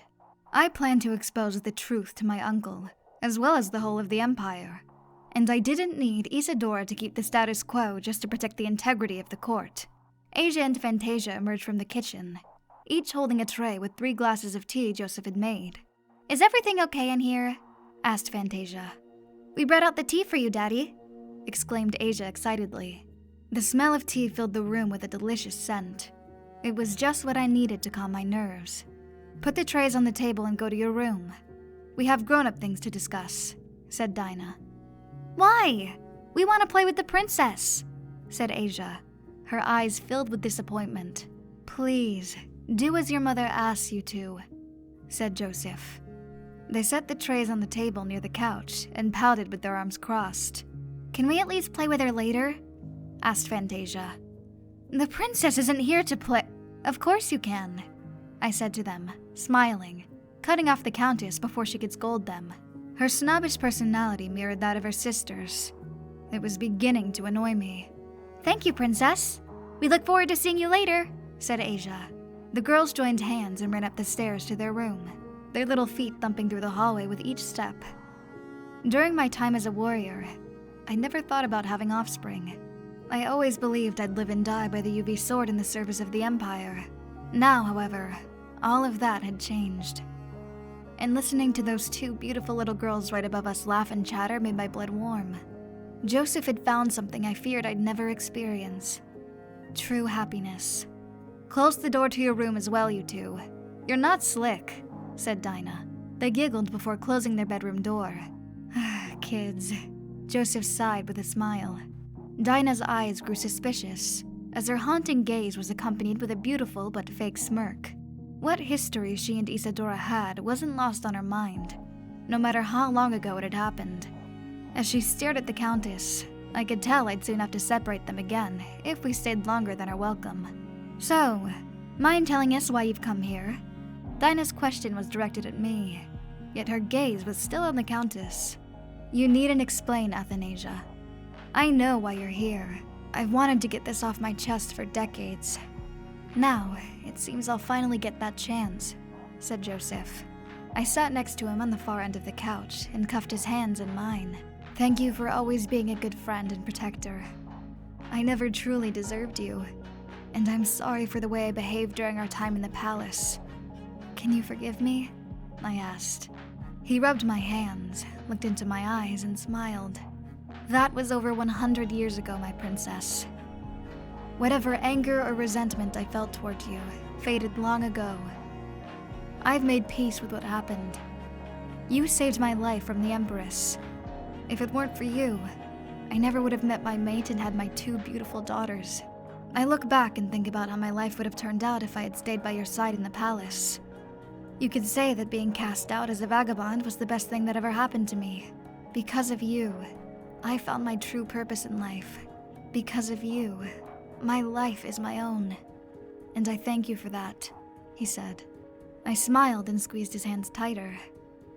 Of all the things he could have said, I wasn't expecting to hear gratitude from him. Life had a way of coming full circle. Now, more than ever, it was paramount for me to find a way to save my universe from that entity. For the lives I'd ruined, and the families that had come into being, I had to save them. Before you 2 start rehashing the past, do you think I can wait outside? There's no real reason for me to be here now that you found each other," said Isadora. "That sounds like an excellent idea to me," said Dinah. I grabbed one of the teacups off the table and sipped. Joseph released my other hand and stood up with a daunting look on his face. "No! You will sit there, and you will witness. The princess will hear it from your lips, as well as from my own," he shouted. The Countess sat upright and gazed away. Dinah snickered and took a gulp of tea from her cup. Joseph sat back down and exhaled slowly. Do either of you mind telling me what happened between the two of you? I mean, is it that serious? I asked. Oh, you don't know the half of it, said Dinah. Be quiet, woman, shouted the Countess. You don't tell me to be quiet in my own home, Dinah growled, and her eyes shone red. Enough, both of you, exclaimed Joseph. Dinah sighed and gulped her tea. I sipped from my cup and turned my attention to Joseph. He looked exhausted from having to play mediator between those two. I myself was becoming annoyed with them as well, their feistiness notwithstanding. I needed to get down to the issue at hand. First thing was first. Joseph, do you remember the last time we saw each other? You were going to tell me something, but your memories of it were erased. I think that maybe with my new powers, I'll be able to help you remember, I said. He set the cup on the table. It's all right, Xathanya. I remember everything. How is that possible? I asked. Because of that little wretch sitting next to you, Dinah said, her fangs growing in length. I gazed at Joseph and Isadora. Did you two? No, we didn't, Joseph said. I'm going into the kitchen to keep myself from attacking this cunt while Joseph tells you what happened, Dinah said. I'm warning you, Isadora growled. Dinah collected our empty cups and went into the kitchen. Joseph sighed heavily. I drank from the Countess. All my memories returned to me when I tasted her blood. The truth about Gala, your uncle, the Empress, and your father. I remember it all, he said. My father? I asked, taken aback. Joseph stopped speaking, and we stared at each other for a brief moment. My intuition told me my father was involved in this somehow. It was like a nagging thought in the back of my head that I tried my damnedest to ignore. I was unsure about whether or not I wanted Joseph to continue. But after having caught a glimpse of Isadora and her growing nervousness at where this discussion was going, I began to realize why she'd wanted me to make that promise to her. I scooted over closer to Joseph and grabbed his hands again. It seemed as if I'd gotten more than I'd bargained for in coming here. Your father, my princess. He glanced away. What happened to him is the reason for all of this. The reason for your misdirected vengeance against the Sumanian people of Gala. Misdirected? I squeezed his hands. My eyes began to illuminate, as did my skin. I think she should hear it from you, Countess, said Joseph. I turned to her and saw that she was trying to sneak away into the kitchen. Where the hell are you going? Said Dinah, with our refilled cups of tea in hand. I was just going to assist. Sit your ass down, I shouted. The Countess flinched and moved over to the couch, hesitating to sit next to me. Tell her, Countess Isadora. Tell the princess the truth. It's been hidden for far too long, said Joseph. The Countess exhaled a long breath and gazed at me. Very well. She took one of the fresh cups of tea Dinah had placed on the table and gulped it down. The royal challenge, she whispered. All of my attention was focused on her. I would listen intently and try with all of my will to restrain my emotions if she were to tell me something shocking. The Countess placed the cup back on the table and licked her lips. As you know, Princess, the only way to ascend to the throne is through bloodshed. Over 1,000 years ago, your grandfather decreed that his heir must be strong enough to defeat their own blood in battle. Yes, I know all of this. My uncle was victorious and assumed the throne. That's what you and the whole of the Empire were led to believe. The royal challenge wasn't a battle royale like the one you went through. Back then, there were only 2 combatants, Magnus and your father, Vigasto. 2 brothers pitted against each other, where the winner would take the throne from a dying emperor, she said. My fangs protruded. You're lying. No more lies, Xathanya. I swore to you that I'd tell you everything when we reached Joseph, she said. I lowered my gaze and shook my head. Fine, continue. The fight carried on for 12 gruesome hours. Some said that Genevieve the Conqueror herself came down from the kingdom of the gods and sat next to your grandfather to enjoy the battle. At the stalemate's height, your father finally got the upper hand and struck his brother down. Much like you during your challenge when you almost spared your cousin in the arena. Your father decided to spare Magnus. Had your father gone through with the kill, it would be him sitting on the throne of all thrones. Your father turned his back on Magnus and proclaimed the battle over. A mistake he would soon come to regret. Magnus snatched a dagger from his boot and speared your father in the back through his chest. It was the same red-hilted dagger Magnus gave you during the Blood's Passion ritual, she said. Yes, the same dagger he gave you to end my life, said Joseph. Upon seeing the bloodshed, with his dying breath, your grandfather declared Magnus the Emperor.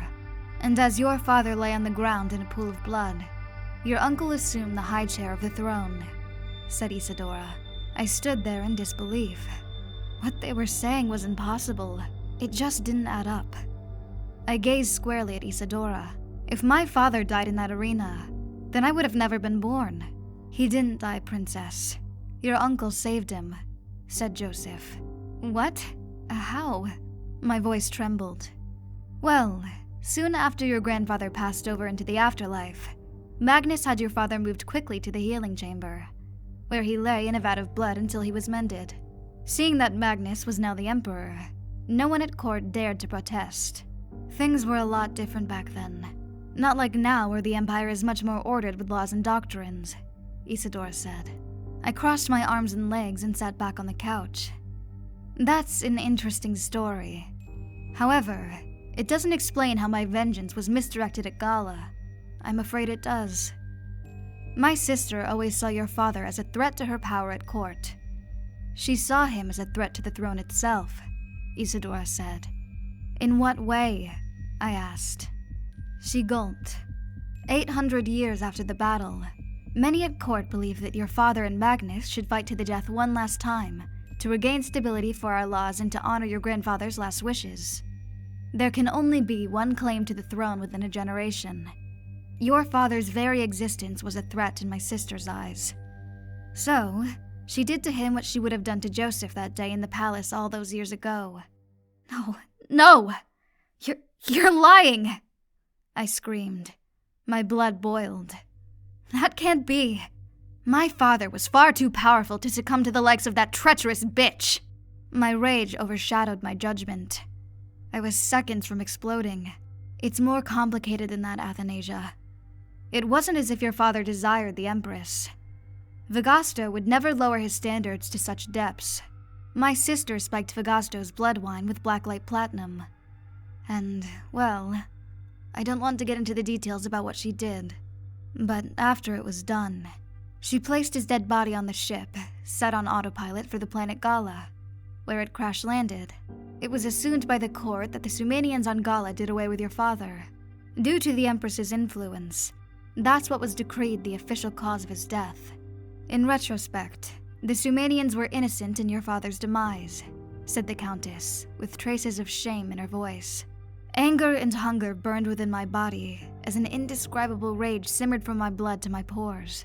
The urge to destroy clouded my very being. I could taste the Empress's blood on my fangs. Nothing, not my uncle, not even the might of our empire, would stop me from drinking her dry. She was finished. I'm sorry I kept this from you, my princess, said Joseph. I calmed the frenzy screaming for death within me and gazed at him, eyes spiked red. How long have you known? And how did you find out? He lowered his eyes. 10 years before your royal challenge. Trust me, Athanasia. I wanted to tell you.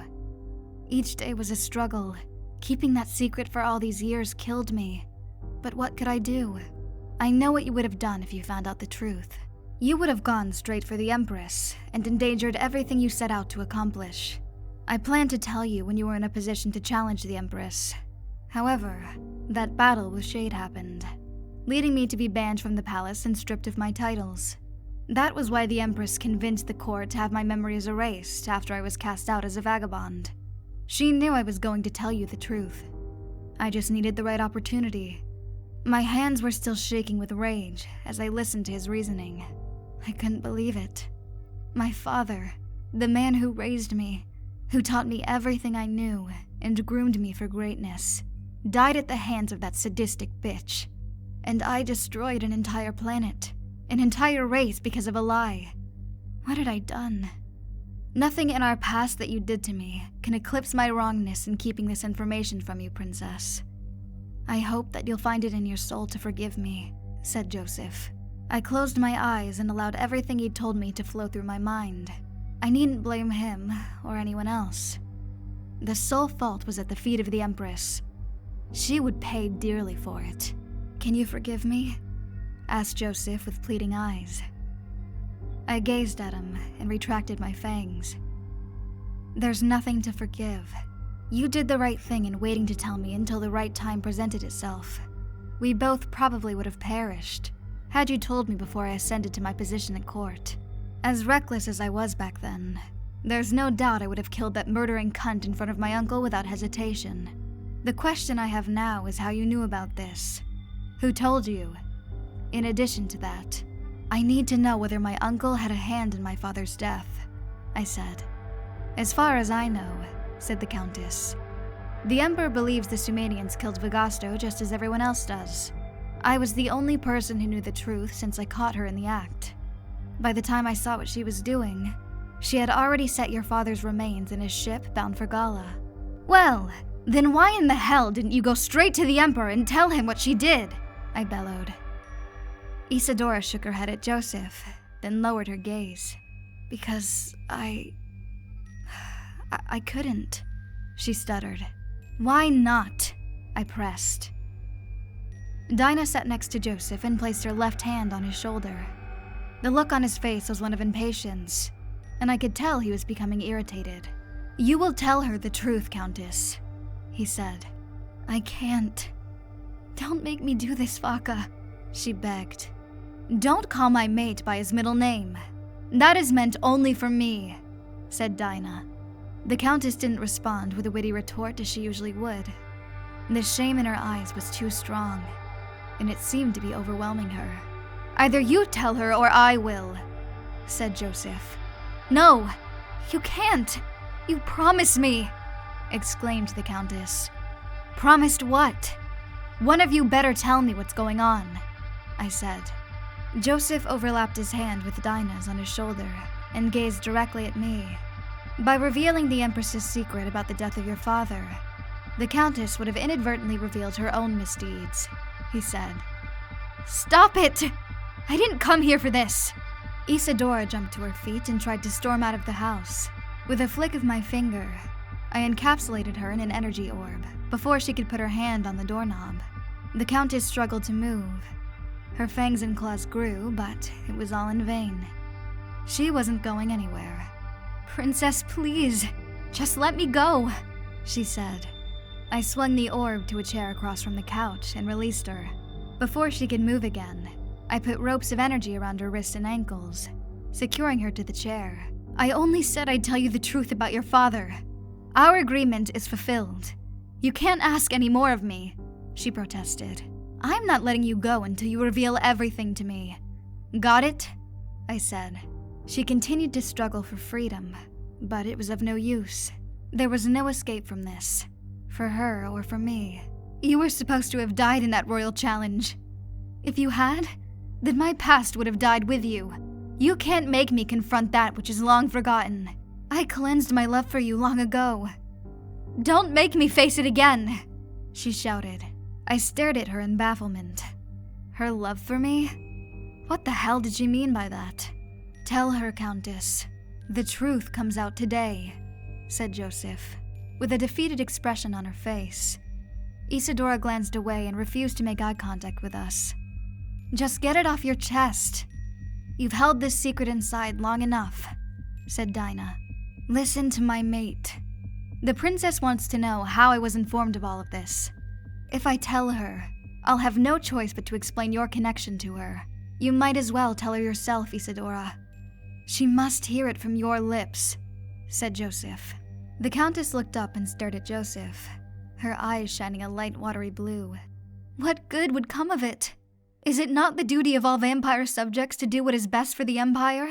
All that has been said here today will disrupt the foundations of the Crimson Asa court. Why further the damage by telling the princess her true origins? It's been over 300 years. The truth didn't matter back then any more than it does now, she said. I calmed myself and turned my attention to the Countess. It matters to me. Now, just tell me the whole truth. Please don't make me get the information from you the old-fashioned way, I threatened with a grin. Isadora chuckled and lowered her gaze once again. It was becoming apparent she wasn't going to tell me anything. Dinah stood from the couch, approached Isadora, and squatted in front of her with her fangs overlapping her bottom lip.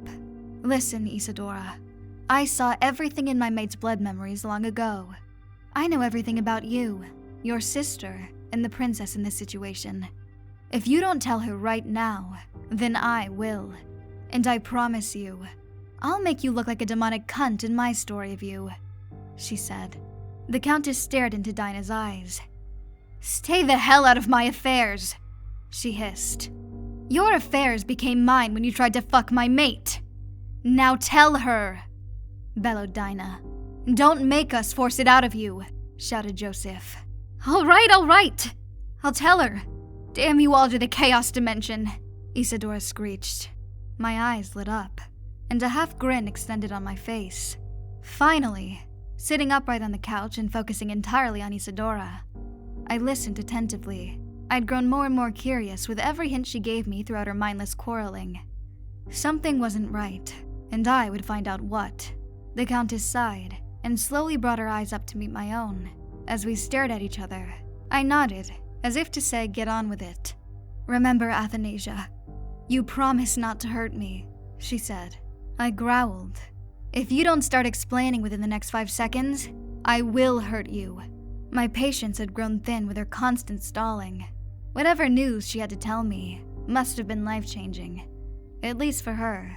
My anticipation rose. This woman needed to spit it out already. Listen, Athanasia. What I'm about to tell you will throw your mind and soul into chaos.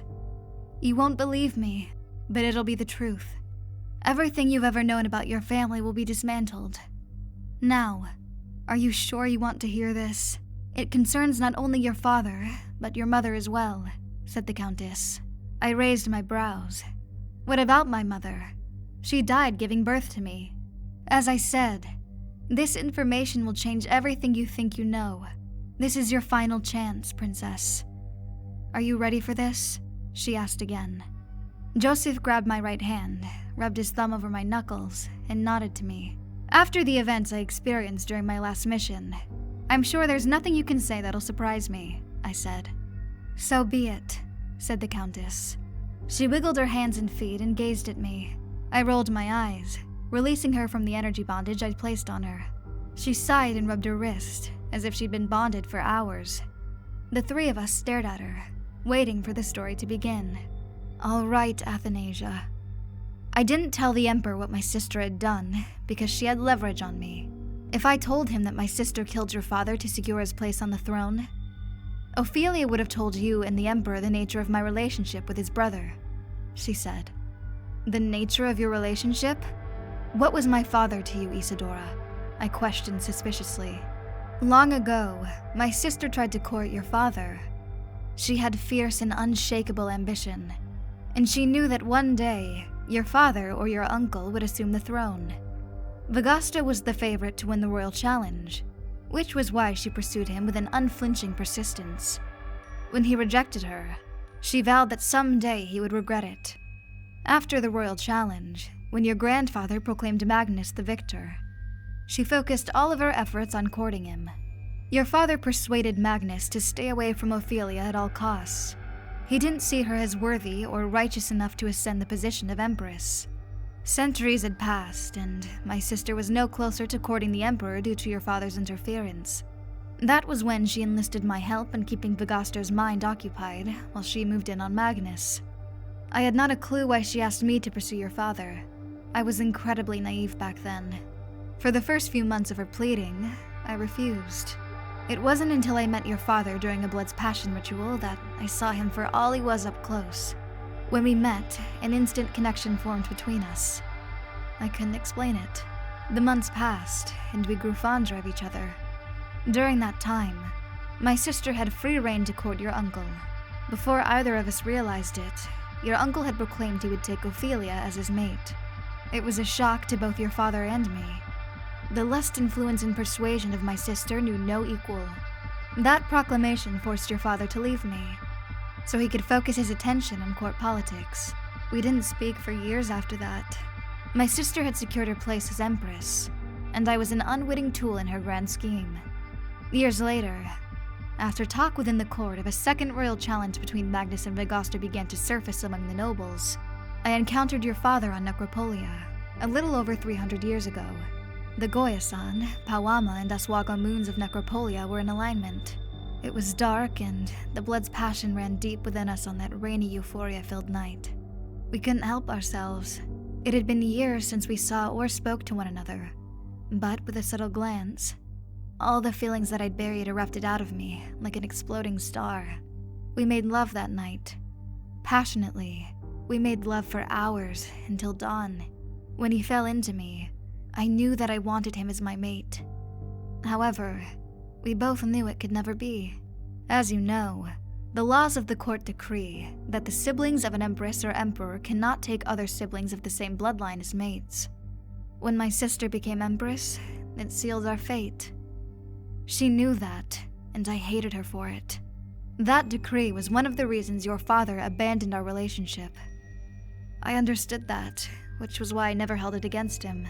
A month after that encounter, I found out that I was with child. We vowed to keep it a secret, lest the child be put to death moments after birth.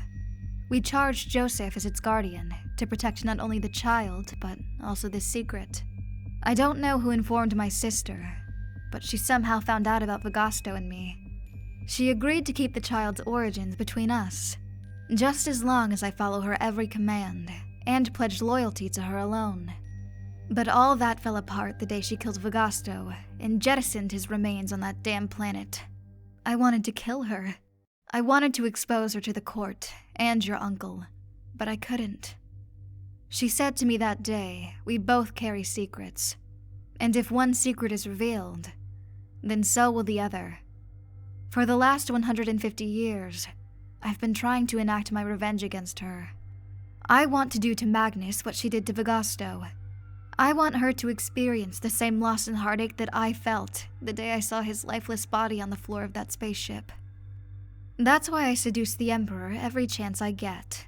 But my damn sister guards him, as if she were an impenetrable shield. To this day, I still seek revenge for what she did. And there it is, Athanasia. There's the truth. My skin radiated neon red. Every atom of me wanted to explode. So, you're saying that... Yes, Athanasia. That's what I'm saying. When I first met you on the balcony of that arena, I had no choice but to treat you with disdain. I had to close myself off from you to save you, she said. I shot up to my feet, and a wave of energy expelled outward from me, consuming the entire house. Impossible! My mother is dead! I shouted. I'm afraid it's true, my princess. Isadora is your mother, and Ophelia is your aunt by blood. I'm sorry to have kept this secret from you for so long, but I did it to protect you. I swore an oath to your father that I couldn't betray. Please forgive me, said Joseph. My aura intensified. Doubt and disbelief had overcome me. I couldn't believe it. I just couldn't. You wanted the truth, and now here it is. I tried to warn you, but this is what you asked for, said the Countess. I balled my fists and shook my head. No. You are not. You can't be my mother, I exclaimed. She sat up in her chair and looked me deep in the eyes. Without blinking, we stared at one another for a brief moment. Right then, I felt a connection I never had with anyone else. For your entire 3 centuries of life, you never once wondered about your mother? She asked. There was no reason to doubt my father's words. Of all the people in the universe and the vastness of our empire, I never would have thought... Never would have thought what? That your father and I joined when... Stop! I yelled. She snickered. What's wrong? Is the truth too hard for you to bear? You're the lucky one in this, Athanasia. You had the bliss of ignorance on your side. You've never felt the pain of losing a child, having to dismiss your own blood for fear of what the court might do, or watching as your sister slays the only man you've ever cared for, or never being able to tell anyone about it for the sake of protecting a daughter who doesn't even know you exist. You've had to endure the pain of this knowledge for only a few minutes, while I've lived with it for centuries. My only reason for coming here was to help you discover the truth about my sister's involvement in your father's death. I never meant for it to go this far. This was a secret you weren't supposed to have known, she said. I sat back down, leaned forward, and placed my hands over my face. My aura faded as I tried to calm myself. The Empress and I were bound not only by a mated connection, but by blood. She killed my father. I'd been manipulated by her since birth. This centuries-long game would come to its end. The Empress would pay for her crimes. So, what will you do, Princess? Avenge your father by killing your aunt? Is that what you've chosen to do? The look in your eyes tells me it is, said the Countess. My fangs protruded. A life for a life. That's what my father taught me. A life for a life, I hissed. You would kill your own bloodline? Asked Dinah. I have more than enough blood on my hands. I looked down at my shaking palms, trying to control myself. I've killed men, women, children, babies, my cousins and other relatives. I'm responsible for the annihilation of billions. The things I've done. Do you know the things that I've done? I screeched. My princess. Joseph placed his hand on my shoulder softly. I turned to him with glaring red eyes, fangs touching my bottom lip. What's one more life in an ocean of billions? So, you've made your choice then. You're going to kill your aunt, my sister, said the Countess. You should have killed her the moment you saw my father's lifeless body on that damn ship, I growled. Despite all that she's done, she's still my blood, Xathanya. You're defending a woman who cheered in absolute bloodlust when I slaughtered her son during the Royal Challenge, I said, fuming. I'm not a cold-hearted warrior like you. I don't have it in me to see my family slaughtered, she said. I sat there, dumbfounded. The hypocrisy in that statement could choke all of sorrow in a cloud of toxic mist. I glared at her, eyes washed with anger.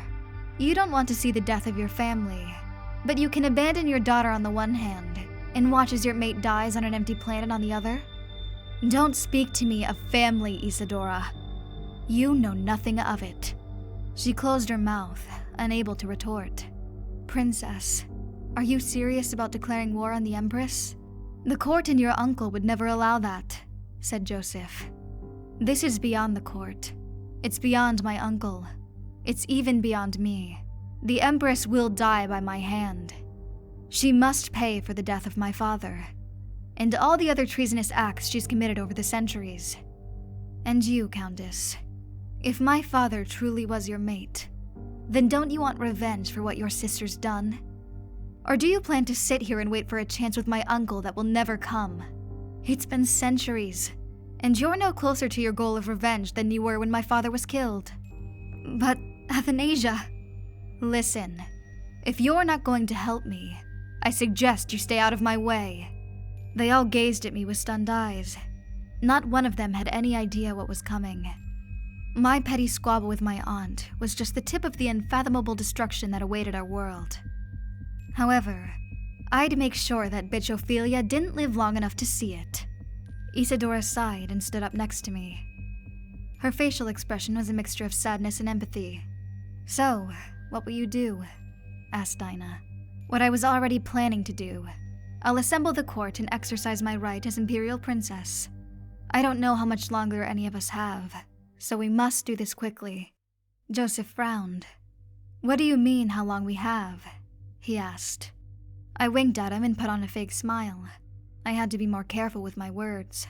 None of them could know about the warning of that entity just yet. We don't know how long we have before the Emperor returns from sorrow.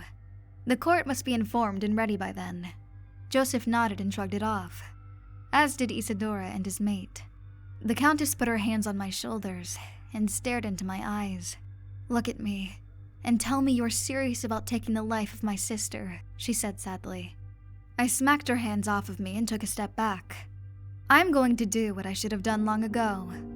Call it retroactive justice or whatever you want. But the Empress dies, I said. Athanasia, I am your mother. Whether or not you want to acknowledge that, you are my offspring. I'm begging you to think this through rationally. What will it mean for the court and the Empire if you challenge the Empress? She pleaded with me. I turned my back to her. As I said before, this is beyond the court and the Empire. And as for my mother, I looked back at her through the side of my eye.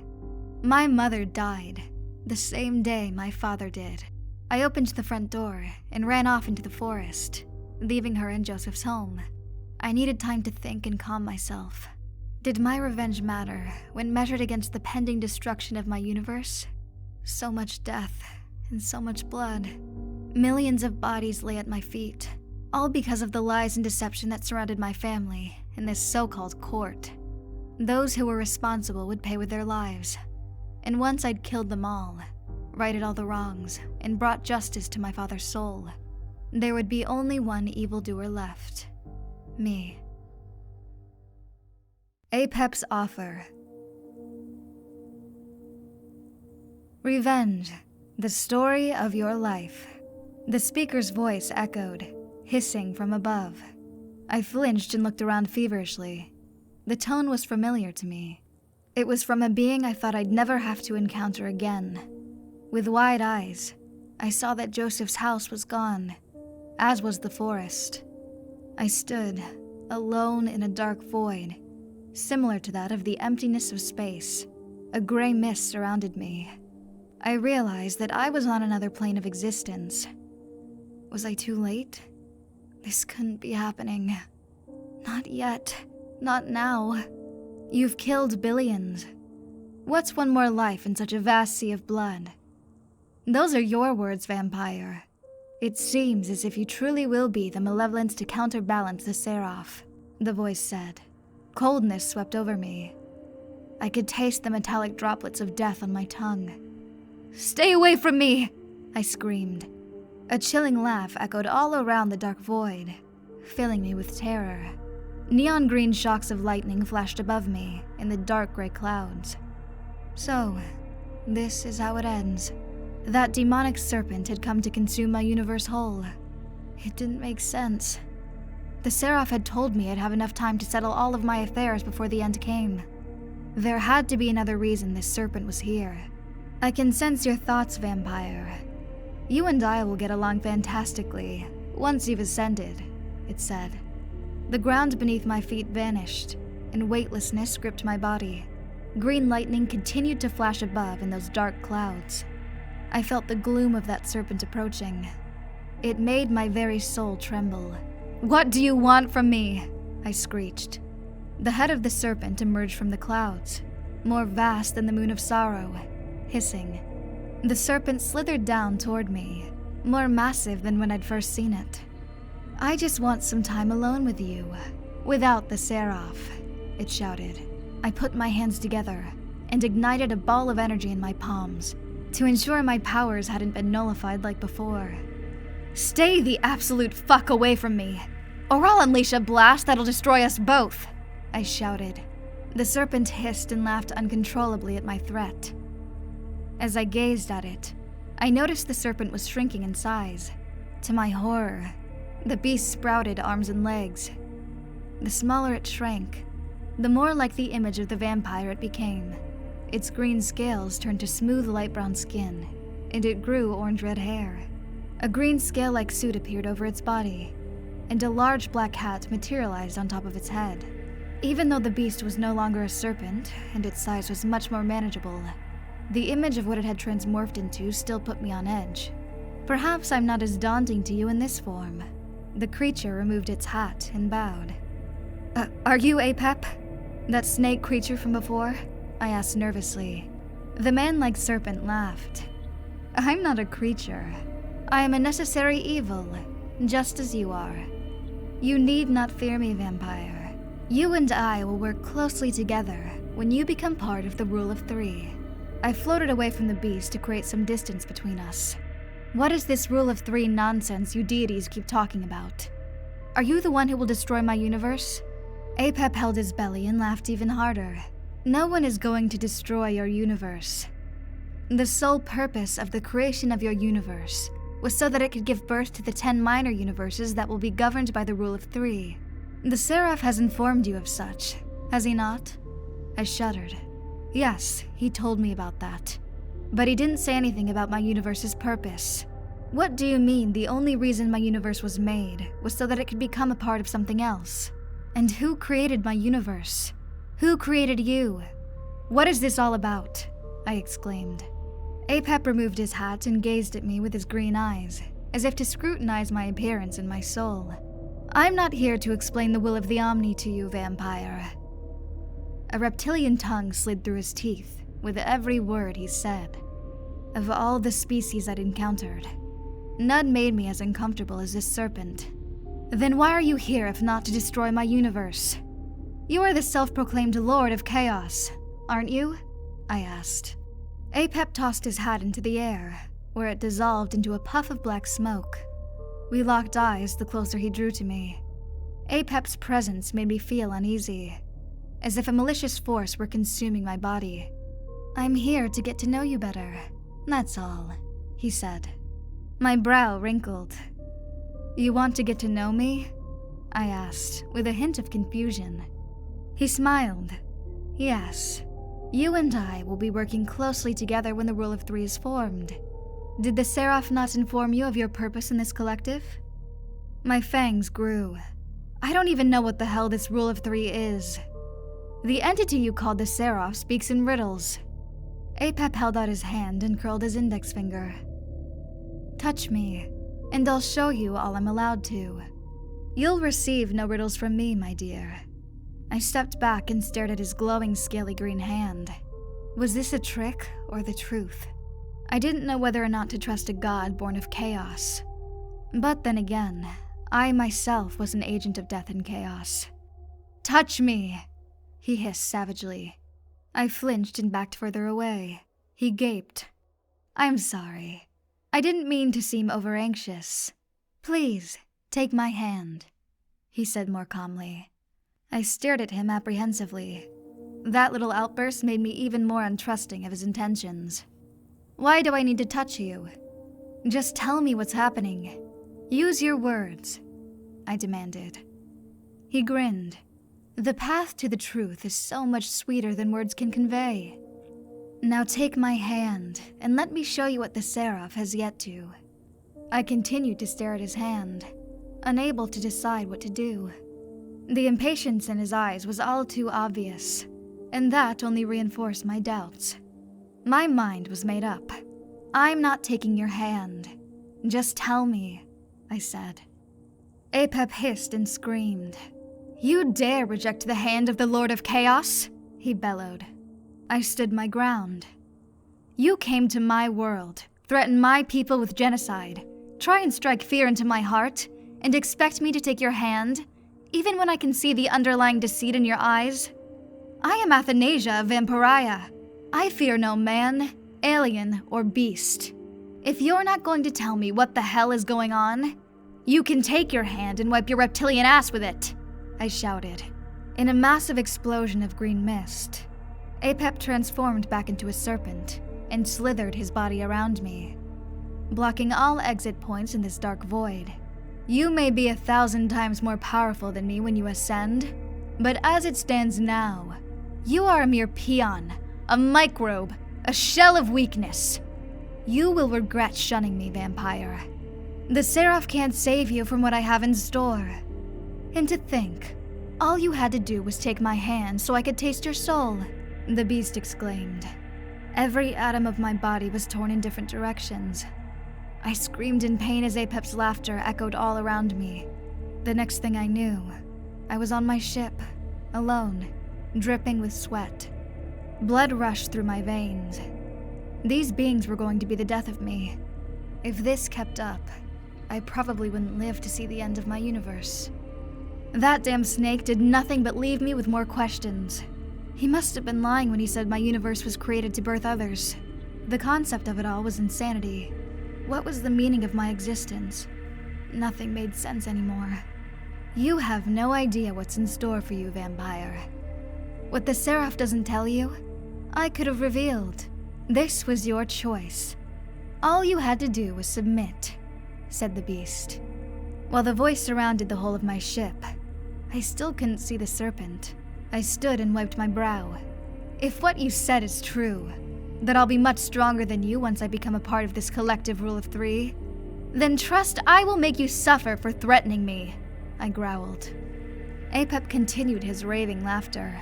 As deemed by the Omni, I cannot threaten you, or any being selected to create worlds. I am simply the engine of chaos, the balance in whichever universe I am assigned. My only mission today was to taste your soul. Your rejection has fueled my rage, and that I promise you will pay for. Why do you want to taste my soul, you maniacal fiend? Haven't I given enough? Haven't I sowed enough chaos in my world for you to be pleased? I have nothing more to give. Leave me, my people, and my universe alone, I shouted. As I have told you before, it isn't I or the Seraph that will bring about the end of your universe. This is the natural sequence of your reality. All things must end, and where there's an ending comes a new beginning. You needn't fear me, Vampyre. It is imperative we get along. You and I will work closely together when you ascend. You said it yourself. You're an engine of chaos. Why do you think you were chosen for this task? Of all the vampires in your universe, why you? Did you ever stop to ask yourself that? Apep's voice grew more unpretentious. I've thought of nothing else. Why don't you tell me why that Seraph entity chose me? In a serpent-like hiss, Apep laughed. The Seraph didn't choose you. It was the Omni, the universal mother of all realities. You've been groomed for this since your ancestors' ancestors roamed your world. There's still a chance for you to touch me. I'll show you everything you want to know. With a simple stroke of my finger, a large reptilian hand appeared from nowhere and presented itself before me. Take my hand and allow me to feast on a portion of your soul, said the creature. His suggestion shook me. Feast on my soul? Was he mad? Stay the hell away from me, I screamed. The hand grew claws and reached for me, like a beast from the chaos dimension. I formed a fireball in my palm and threw it at the creature with fury. The hand vanished, and Apep laughed. The ball of fire hit the control center of my ship with such a devastating impact that it blasted a hole straight through. Apep cackled until his voice faded to nothing. What the hell? Shouted Joseph. I stood there in the center of my ship, in utter shock about what I'd done. That little bastard snake. Where did that ship come from? Asked Dinah. She, Joseph, and Isadora rushed out of the house and gazed at me through the hole I'd created in my ship. I was hit with utter confusion. I thought my ship was near the river. How did I get here? Isadora surveyed the hole and looked at me, baffled. Did your ship say something wrong? She asked with her brows curled. I let my hands fall to my side and shook my head. That damn snake. He would pay for mocking me. So, I guess we're going to be walking back to the palace. Or should I say swimming back, said Isadora. I growled under my breath. If I were to be abducted or harassed by one of those entities again, I was going to explode. Would you like to explain what's going on? Asked Isadora. I hopped down from the ship to assess the destruction I'd caused. Upon reviewing the gaping hole, I began to think that Isadora was right about us having to walk back. I don't mean to interrupt your gazing, but I think we need an explanation here. You know, I don't owe you an explanation after that quasar-sized detonation of deceit you just threw at my feet a few minutes ago, I said. The three of them gazed at each other, and then me. Joseph's daughters joined us outside, holding hands and in different clothing than I'd seen them in earlier. A few minutes ago? My princess, you were gone for 5 hours, said Joseph. I raised my brows and opened my eyes wide. What? How? I shouted. It's true. We watched you walk out of the house and then you suddenly vanished into a cloud of green smoke. 5 hours later, your ship appeared in front of the house, followed by a huge explosion, said Dinah. Is everything alright out here? We heard something go bang, said Asia. "We're fine, Asia. Please take your sister and go back to bed," said Joseph. "Is the princess leaving?" asked Fantasia. "Not anytime soon, it appears," commented Isadora.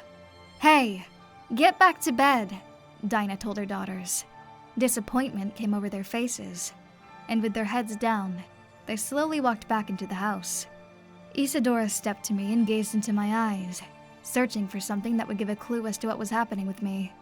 "I don't mean to pry, my princess, but why did you destroy your ship?" asked Dinah. "You could have blasted it near the river.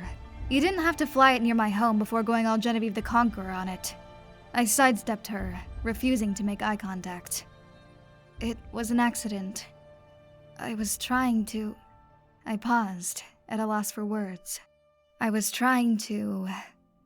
saw a dagger wolf on the ship, and I attempted to blast it, but it got away," I lied. "A dagger wolf?" Isadora asked skeptically. "Yes, a dagger wolf," I said more sternly. Joseph approached me and took one of my hands. I feared that he'd see through my falsehoods with just one look at my mood eyes. "Something is off with you," he said. I pulled my hand away. "Of course there's something off with me. I just found out that my biological mother is Isadora, that my father died at the hands of the Empress, and that you've been keeping all of it secret from me for the better half of a century." My eyes were focused on the ground. I couldn't allow the Countess, Joseph, or anyone to find out about that entity. Not yet. "No, Princess. There's something else going on. Look at me," he said, grabbing my hands. Dinah approached us and stared at me as well. "You're hiding something. Whatever powers the Emperor bestowed upon you when you won the Royal Challenge, none could surpass our universe's physics. Vampires don't just disappear and reappear at will," she said. I stepped back. "What is this? A damn interrogation? Who are you to question your princess? The only thing that's wrong with me is the subterfuge that surrounded the court and my family. But all of that will be ending, and soon. The Empress will pay for what she's done. And you," I pointed at Isadora, "you will tell the court the true origins of my birth. No more lies and no more deceit. All will be known. The court will have to face the decadent decay that lies underneath it." "What?" Isadora said, shocked. "You heard me. All will be revealed. We're heading back now," I said. The three of them gazed at me strangely. "How are you going to get back? It'll probably take until tomorrow morning for your bioship to heal from that blast," said Dinah. "You needn't worry about that." I brushed Joseph and his mate aside and advanced towards my ship. My body illuminated red and gold, and my hand emitted a dark violet aura. I placed my palms on the crevice between the charred sides of the hole. The entire ship lit up in a neon blue glow, and the hole began to fill, the ship healing at an exponential rate. Within minutes, the ship was flight ready, as if no damage had ever occurred. My aura faded, and I wiped my brow. "Like it never happened," I said. They stood there only a few feet away from me, stunned. All three of them exhibited bright golden eyes before transitioning to their natural colors. "How were you able to do that?" asked Dinah, with a nervous look on her face. "That's impossible," stuttered Isadora. Both women backed away, wide-eyed. Upon seeing their demeanor and facial expressions, I realized that I'd inadvertently revealed the heightened powers I'd obtained. The power given to you by the Emperor couldn't have increased your gifts by that much. No vampire in all of the worlds possesses the power to heal bioships. Not even the Emperor himself," said Joseph. I gazed away and turned my back on them. "Well, this is my ship, and it's been coded to my blood. We share a special bond," I said, hoping they'd believed me. Within a flash, Joseph was in front of me, looking deeply into my eyes. "No, this isn't the Athanasia I know. While we haven't seen each other in over a century, I still know you well, and I can tell when you're hiding something. You've changed, but I don't understand why you're trying to conceal that from me." "Step aside, Joseph," I said callously. He continued to gaze at me. ignoring my order. One thing he was right about. He did know me very well, and if I continued to allow my emotions to slip, he'd press me further about what happened during my mission to Gala. Isadora ran her hands over the smooth surface of the ship where the blast hole used to be. I could tell by the look in her eyes that she was both astounded and somewhat anxious. Their reaction to my powers aside, I had to get back to the palace at once. Too much time had passed, thanks to that damn serpent. And I needed to assemble the court right away. The crescent moon was near, and I didn't want to be away from the court when my uncle returned from sorrow. The court would hear my truth. They all would. Why do you continue to put on this silly little facade, Vampyre? Why hide it from them? Just tell your people the truth. None of them have much longer to live, hissed that malevolent snake in my head. I gritted my teeth and tried to keep my fangs from protruding. If I'd lashed out right then, they'd undoubtedly think I was insane. Tick-tock, Vampyre. Tick-tock, Apep mocked. My anger grew with each sound the serpent made. Get the hell out of my head, you disgusting reptilian monster. I mumbled under my breath. He hissed and laughed. You don't seem to realize that I'm on your side. I'm here to get you to see the truth. What truth? I continued to mumble. He snickered. That they are all beneath you. All these beings are microbes under your feet. Everything you hold dear is going to perish, and there's nothing, and I mean absolutely nothing, you can do to stop it. Once you're ascended, you will understand. Let them go, Vampyre. Come with me and let them go. Rage bubbled in my gut. I couldn't hold the fury of his taunts any longer. The palms of my hands illuminated red, and my fangs grew in length. I'd had enough. I won't let my people go. I won't let any one of them suffer at the hands of you or that entity. My universe will survive. Stop terrorizing me, you fuck! I screamed aloud. Joseph, Dinah, and Isadora stood there, staring at me as if I'd lost my mind. With my fangs out, I turned to them and shook my head. Are you okay? Asked Dinah. I exhaled sharply. No, I'm not. They backed away. Dinah sat on her porch while Joseph and Isadora continued to give me uneasy looks. Perhaps I was going insane. The blast from the destruction of Gala might have had some unknown effect on me that was warping my senses of reality. Alternatively, it could all be real. And that damn serpent was just getting his kicks by tormenting me. Either way, I had to focus on the task at hand. My uncle would be back soon. I needed to assemble the court before then. I surveyed the arena around me and retracted my fangs. No more games. We had to get going. Mommy! The holophone is signaling red. That means it's something urgent, said Asia, running out of the house. I thought I told you to go to your room, Dinah said. But Mommy, it's important, the little girl exclaimed. Dinah followed her daughter into the house and closed the door behind them. Athanasia, I know I've betrayed your trust, but understand that I did it for your father's sake, and I know you have no reason to confide in me or trust me again. But there's something amiss with you.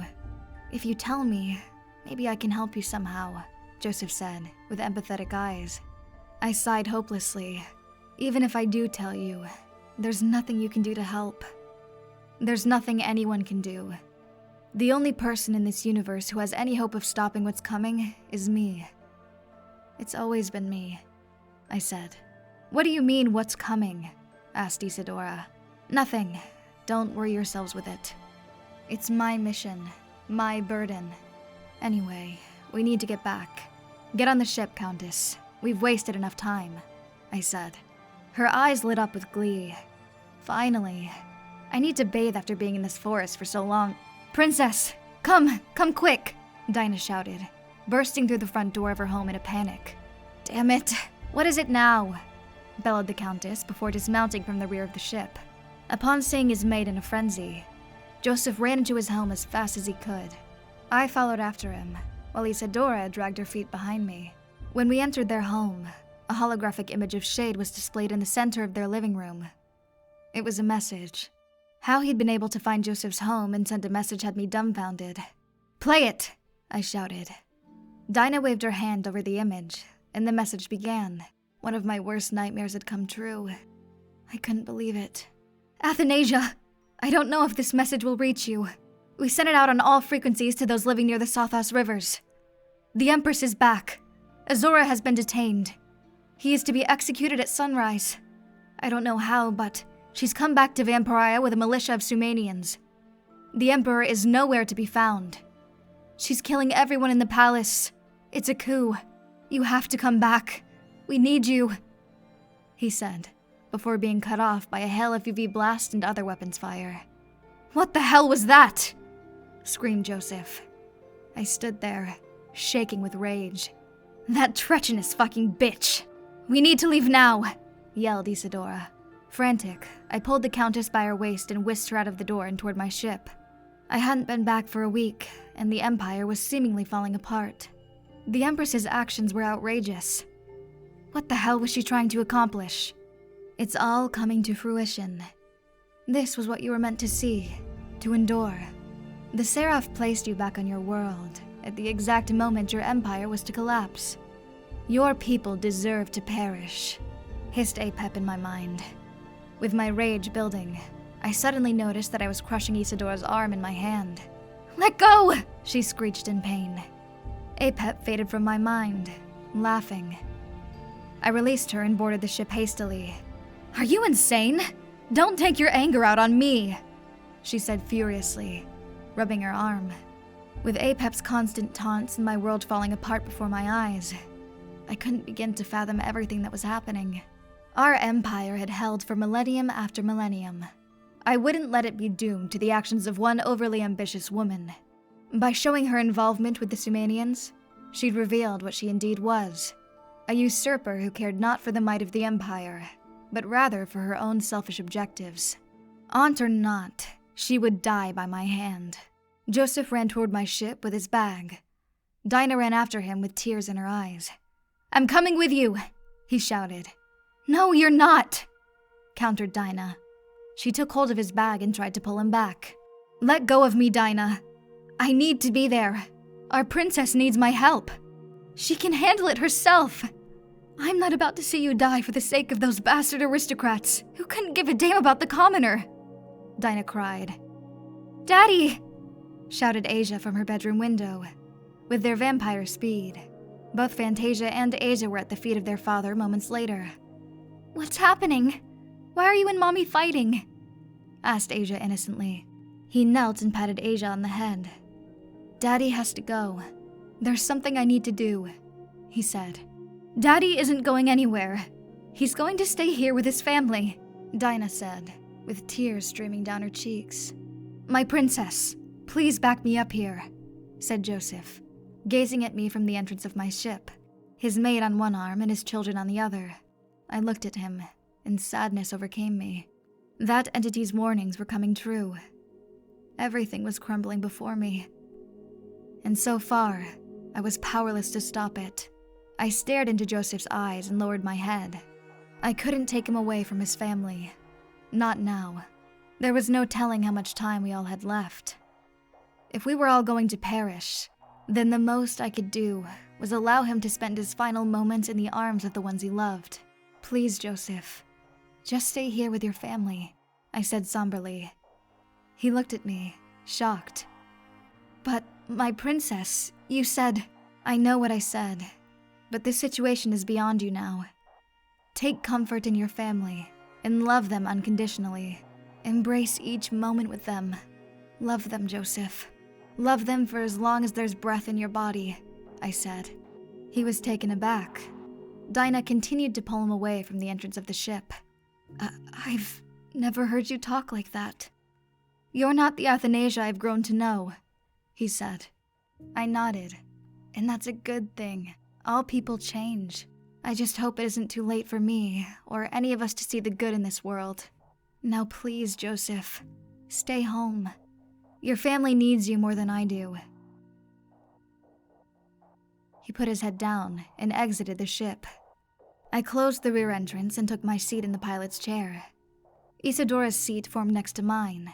I made the ship translucent, so we could see them one last time before we left. Asia and Fantasia waved us goodbye. Dinah hugged Joseph passionately, which warmed my blood. It gave me comfort that these last few decades, he'd been able to live peacefully with someone he loved. I waved farewell to them before taking the ship high into the sky. I had to retreat into myself and prepare for battle. My aunt would die this day. There was no doubt about that. Wherever the hell my uncle was, he'd have to deal with the fallout after I took revenge for my father. Athanasia? The Countess whispered softly. Yes, my voice was calm. Now that we're alone, don't you think there's something we should discuss? I scoffed. What do you need to talk about? I'm your mother, despite how badly you want to brush that off. I birthed you into this world. Her eyes were filled with regret and sadness. What is there to talk about?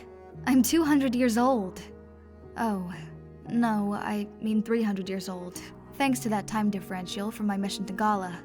I'm a grown woman now. I don't need motherly love or guidance, especially from a woman who allowed her mate to die. From a woman who let his killer go unpunished for centuries. From a woman who is either too soft or too cowardly to avenge his death. From a damned woman who abandoned her child like it was nothing, I said contemptuously. It's more complicated than that, Athanasia. How much more complicated could it be? Even if you didn't want to tell me who killed my father, you could have at least told me you were my mother decades before I won the Royal Challenge. Do you know what it's like believing you're alone in the universe? After my father died, all I had was revenge. And now, because of your secrecy, I took out my vengeful rage on an entire planet. I committed mass genocide for the sake of a lie. There's nothing you can do or say that'll change that. She crossed her arms. You can lay many faults at my feet, but the annihilation of Gala damn sure isn't one of them. Don't pretend that you wiped out the Sumanians in some displaced act of retribution. You killed them because you wanted to. Don't deny it. My blood runs through your veins. You enjoy the killing, the mayhem, the destruction. Why else would you have dedicated your life to war and battle?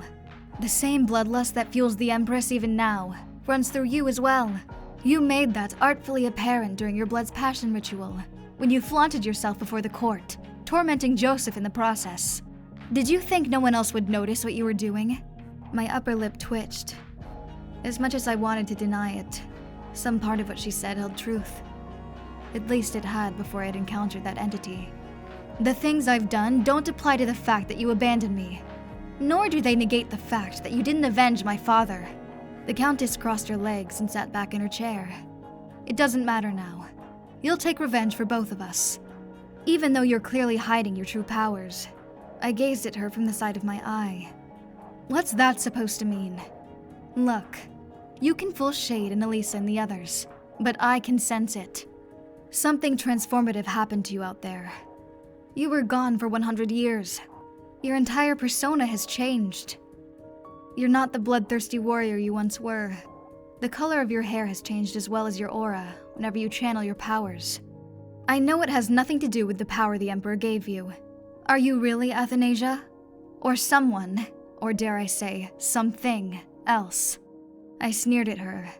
If I'm not Athanasia, then whom else would I be? You tell me, she said, staring. I shook my head and dismissed her question. Stop talking nonsense. We have to focus on stopping your sister from destroying the very fabric of the Empire. Huh, she said, before turning her attention to the view screen. I gave her one last glance.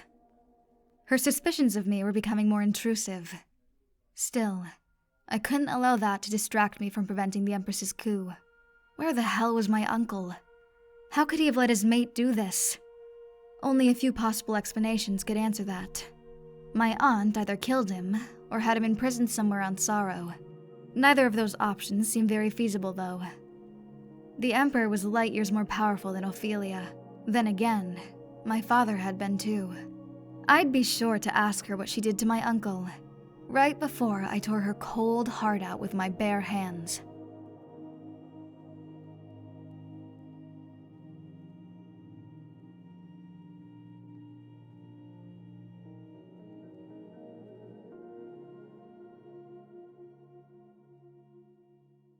Power revealed. We made our approach to the Emperor's palace. The entire compound was surrounded by Sumanians with UV guns and swords. To my horror, there stood a pole at least 20 feet in length atop the highest point on the palace tower. In shade, Elisa and Azora were bound to it. A fleet of aircraft boarded the palace airspace. All the ships piloted by those damn green aliens. How could the might of our world be so quickly overrun? "Nice of you to join us, Princess," said the holographic communication device near the view screen. I waved my hand and activated the visuals. The Empress's image emerged with a conniving grin on her face. "What the fuck do you think you're doing, Ophelia?" screamed Isadora. "Taking my rightful place as ruler," she said. "What did you do with my uncle?" My rage was building. She snickered. "Well, I'm sure my sister has already told you what happened to your father, since there's no reason for her to be silent about it anymore. Am I right, Isadora?" "Yes, I told her everything. I'm done being the dam that holds the sea of lies for you," said the Countess. "Listen, you fucking bitch. What the hell do you think you're going to accomplish here?" I shouted. "Your actions today solidified your involvement in the slaughter of my fleet when I attacked Gala. Do you think word won't get out about your betrayal?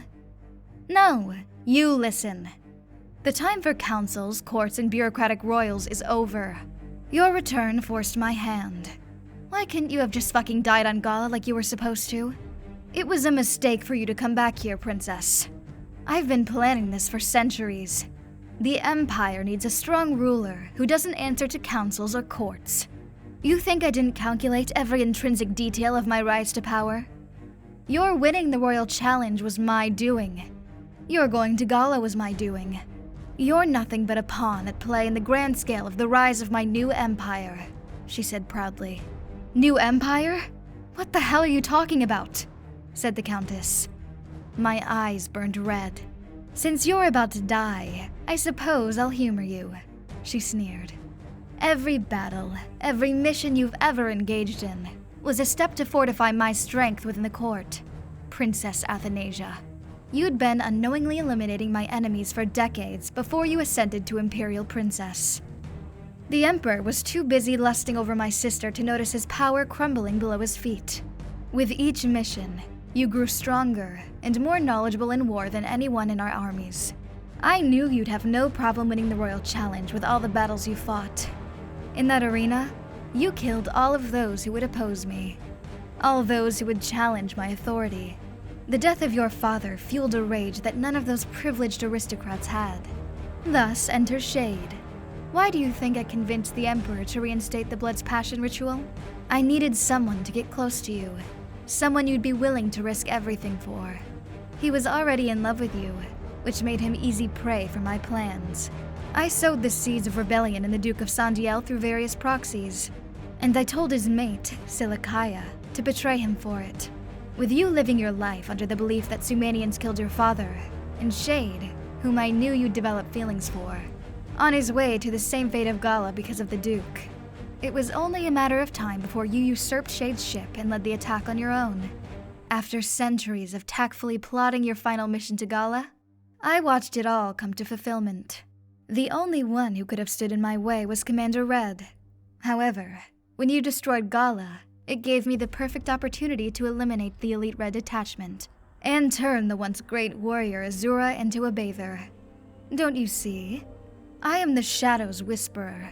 I am the maestro behind the scenes. I am the darkness that pulls the strings of powerful men. I control the supremacy others fight to maintain. Do you get it now? I'm the only vampire in this universe who's fit to rule our empire. Nevertheless, despite all of my planning, you somehow survived. But you needn't worry about that. I'll rectify that mistake soon enough, she laughed. The Empress waved her hand, severing communication, and a fleet of 10 heavily armed aircraft surrounded us soon after. An indescribable fury deep inside transformed my skin into a red aura of clouded dust. My hair fluttered in semi-transparent waves of black and red. Isadora stared at me in both disbelief and terror. "It's time for you to go, Mother," I whispered through gritted teeth. A flash of red light consumed her body, transporting her to the surface below, in the forest miles away from the palace. Shade, Elisa, and Azora found themselves unchained from the pole they were bound to. I transported them to the forest with Isadora. Inside that ship is the woman who destroyed your homeworld. "Kill her! Seek revenge for the death of your people!" shouted the Empress from the communication tower of the palace. Thunder erupted above. Red lightning struck the ground with devastating potency. The depth of my powers was becoming clearer. I felt as if I could destroy our entire Tri-World collective with a single flick of my finger. "Kill her! Kill the genocidal monster!" screamed the Empress with a maniacal delight. My ship disintegrated into dust, leaving me there, alone, floating in the sky. The mass of warships was blinded by the light I was emitting. My whole life had been a lie. The Empress had plotted to overthrow my bloodline and install herself as a monarch of the Empire from the moment I was born. The time for games was over. She would pay. Oh, would she pay? "Fire! Kill the beast while she stands alone!" The Empress continued to shout. In an eruption of anger that could rival the gods, I unleashed a wail so powerful, it clashed with the ships in the palace itself, destroying everything in its wake. An explosion equivalent to that of a massive meteor strike engulfed the entirety of the lands inhabited by the Emperor's palace. Wave after wave of blinding red energy shot out of me as I continued to scream. All the Empress's forces were annihilated within seconds. Karathra, Necropolia, and their moons reflected the rays of light that surrounded all of Vampyre. I had become fully consumed by the powers bestowed upon me by the Seraph. All the anger, bloodlust, disappointment, and sorrow that dwelled within the pits of my soul had been let loose. Tears fell from my eyes, but they too were vaporized before they could run down my cheeks. Yes, that's it, Vampyre. Succumb to the power. Obliterate your entire species. Destroy them all. They all deserve to burn, shrieked the serpent in my mind. The Lord of Chaos was calling me, and I would allow the torment of my existence to consume me whole. Yes, be the cause of your universe's destruction, Apep said, with glorious undertones of pride. Self-realization hit me just then. Was I to be the cause of my universe's end? And my anger and passion, would I kill all that I cared for? Apep continued to laugh in my head. My hair had turned completely red. My power was revealed, and it was growing stronger by the second. I stopped screaming and opened my eyes to see the amount of devastation I'd caused. The palace and surrounding forest had been reduced to ash and stone. What had I done?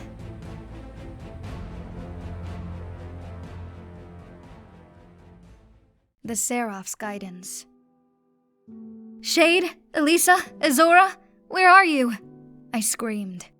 Through the damage done by my uncontrolled outburst, I rummaged the lands, desperately looking for them. If Ophelia hadn't slaughtered all the nobles at court, then my power surely had. What had I become? A monster? The daughter of chaos? What the hell was happening to me? "Princess," someone called through the dirt and debris. I couldn't quite make out who it was, but I was able to determine where it came from. I ran over to a large pile of stones and began digging through it feverishly.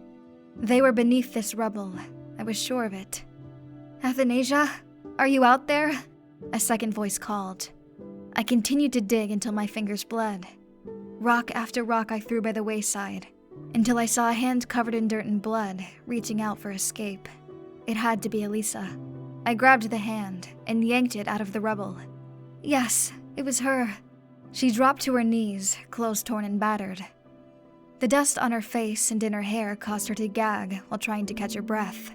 Despite her wounds, I was happy she was still alive. Athanasia? What happened? It was like a planetary bomb went off, she said, coughing. Where are Shade, Azora, and Isadora? Have you seen them? I asked. Elisa took a deep breath and scratched the dirt out of her hair. They were standing next to me before that explosion. I heard one of them a second ago, she said. Princess, is that you? I recognized the voice. It was Isadora. Yes, it's me. Are you okay? I asked.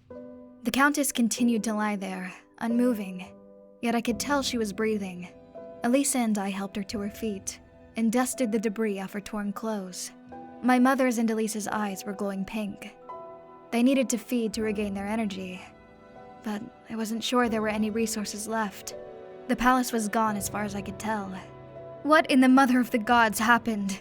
Isadora exclaimed. She surveyed the area to find everything had been destroyed for miles. "Did you do this?" she bellowed, staring daggers at me. I don't know," I stuttered. "How can you not know? One moment I was on your ship, and the next, I was in the forest standing next to Shade. Suddenly, out of nowhere, a flash of red light blinded us. Then that was followed by an explosion unlike anything I've ever seen. Maybe the Emperor escaped sorrow and blasted the planet to be rid of all those damn Sumanians that bitch brought with her," said Elisa. Isadora coughed. "That makes no sense. Why would the Emperor destroy his palace? Why not just concentrate on the surrounding ships? Let's not worry about that right now. We have to find Azora and Shade," I said. Their speculation on what happened had to stop. My only concern was the well-being of Shade and Azora. If I'd ended up hurting Shade in any way, I'd never forgive myself. "Did either of you see where they could have gone?" I asked. "They didn't drift anywhere. Both of them up and vanished, seconds before that wave of light hit us," said the Countess. I looked at her, confused. "What do you mean, they vanished?" She whipped the last of the clay out of her hair. "I mean, they vanished." A beam of green light encircled their bodies and poof, they disappeared. Elisa was too struck with terror at the oncoming energy wave to see it, but I did. "Something took them, and I have no idea what," she said. "Green energy? No, it couldn't be. That damn snake. Why was he getting involved in my affairs? Come on, we have to get out of here," I bellowed. "And go where?" "As you can see, there isn't anything left for us to go to," said Isadora. I encased them each in separate orbs of energy and lifted them into the sky. If Apep had taken Azora and Shade, then what I'd feared since first encountering those entities in space was coming true. The end of my universe was near. That damn serpent was going to be the cause of it. I would not allow that to happen. I'd die in defense of it first. And the Seraph returned to that which lay before it, and gave unto the vampire knowledge of all things, past, present, and future. The battle to come would decide the fate of the vampire, and its role within the rule of three. I dropped to my knees in awe. The voice put me into a trance-like state. Tears fell from my eyes. The Seraph entity had come back. "Rise, vampire. Rise, and let your destiny reveal itself onto you." The voice of the Seraph being was overwhelming. Yet underneath that exterior fear, I felt a calling that I couldn't ignore. "What do you want from me? Why won't you leave me and my universe alone?" I screamed into the air. Elisa and Isadora watched me from above, in the orbs I'd encased them in. The stupefied look on their faces was worrying. If this entity came to me now, they'd know everything. The destiny before you would have come regardless of my presence. The summation of your life was set in motion billions of years ago by the Omni herself. The creation of the vampire species, and the dual universe that they inhabit has led to this moment. You will do what you were meant to do. The voice became more potent. The sound of it soaked into my soul. Elisa and Isadora continued to gaze at me. As the air cleared, two bright golden wings appeared in front of me. No more hiding, no more deception. This was it. Those closest to me would know the truth. And the final test arose before the vampire. There, Athanasia would discover her Raison D'être, her place within the rule of three. The entity tore a rift in time and space, revealing itself fully. "For the love of the gods, what is that?" shouted Isadora. The Seraph lifted its right hand, shooting a wave of bright golden energy into the air. The force of it hit Elisa and Isadora, putting them both to sleep. "I will ask you again, as I did 100 years before. What is it you seek?" said the Seraph. "Is it power? Absolute power? Is it to rule your empire and stand atop with no equal? Or how about the strength to conquer worlds all over the multiverse? Tell me, what is it you seek?" The Seraph's voice fluctuated in tempo and tone. "None of that matters now," I stuttered. "Then tell me, vampire, what is it now that matters most to you?" Life. Life matters to me now. I seek to live. I seek to protect those I love from harm. I want my universe to go on. I want my world to survive, I said, with watery eyes. You who ended billions of lives in all her conquests, now suddenly care about life, asked the Seraph. Yes, I do. Lay whatever atrocities I've done at my feet if you must. But I do care about life, I shouted. Then the question remains. Would you be willing to sacrifice your universe for the creation of others? Are you willing to abandon your past and take your rightful place by my side, where you will assist me in the creation of the Courting Moon multiverse? There, we will give birth to the first Earth and the first human. You must say goodbye to everything you know, the Seraph said. I stood and looked the Seraph in its magnificent gold eyes. If I choose to go with you, will you spare my world? I asked, with desperation in my voice. You speak as if it is I who will destroy your universe. The fate of your world isn't mine to change. The day I came before you was preparation for what was prophesied billions of years before, with or without my intervention into your life, Vampyre. Your universe will end. That is beyond my control. Tears rolled down my cheeks. Nothing is beyond your control. You're a god, for fuck's sake. Matter transforms. Life is born anew, and all things must come to an end. It is the way of reality, the Seraph said, with its voice echoing all around me. I dropped to my knees and intertwined my fingers. Despite all of my gifts, all my influence, and all my knowledge, I was powerless to stop what was coming. Please, I prostrate myself before you now. Save my universe. Save my world, I begged. The Seraph bent over and placed its index finger under my chin, lifting me into the air. The Seraph smiled, with bright, glowing eyes that gave me an overwhelming sense of peace from my head to my toes. Create your own universe. Create your own world. The Seraph blew into my face. The essence of his air filled me with light. Your final test remains. Complete your unfinished business here on your astral plane. I will be waiting for you once you've ascended, and the path of your universe ends. Your lover Shade and his brother Azora await you there. Await me where? I stuttered. The Seraph removed its fingers from my chin and turned its back on me. In the arena, you are the Vampyre. You will control the dark matter that holds the bonds of the very fabric that shapes universes. You must embrace your nature. I'll be the light. You'll be the darkness. One cannot exist without the other. In the center of us will lie the serenity of the human. Go to that arena. Soon, all truths will be revealed to you. I gazed at the magnificent glow of the Seraph's wings, shell-shocked. This entity was speaking in riddles again. What it was saying made no sense. What are you talking about? I destroyed the arena, the palace, and everything else. The Seraph flew into the air and pointed in the direction of the lands that used to house the Emperor's palace. Follow the path that leads to your destiny. Your aunt and Apep wait for you there. Apep? Why are you involving that damn snake? What does he have to do with all of this? I bellowed. The Seraph grinned before its glow engulfed Elisa and Isadora.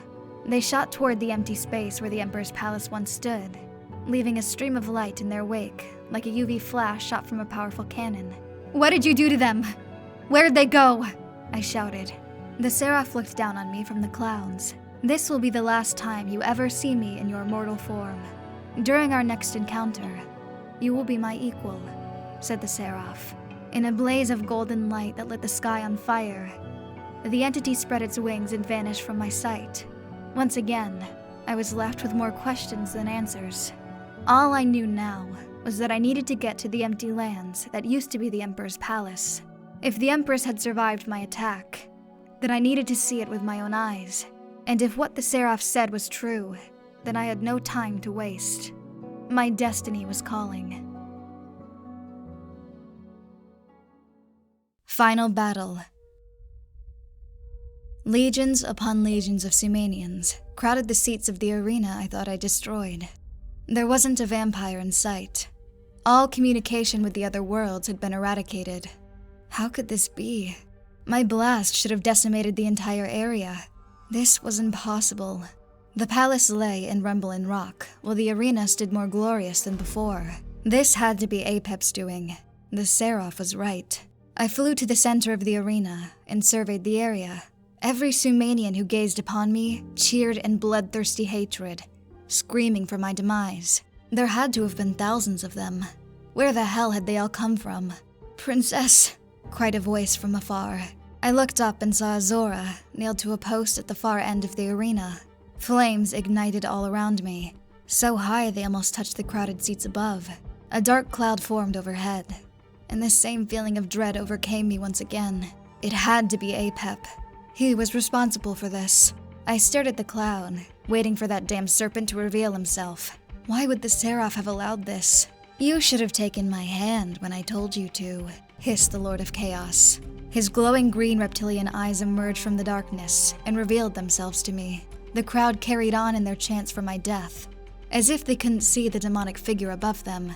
"I told you before, Vampyre. I am not your enemy. I tried to spare you the torment of what was to come. But now, it's too late. Now, you will see all you hold dear fade to nothing," said Apep. The eyes disappeared, yet the clouds grew darker and more prevalent. What the hell was all of this? From the royal seats in the arena's balcony, the Empress exclaimed, "So, you finally decide to join us, ex-princess of a soon-to-be-fallen empire. I don't know how it happened. I don't know the reason. But I do understand the purpose.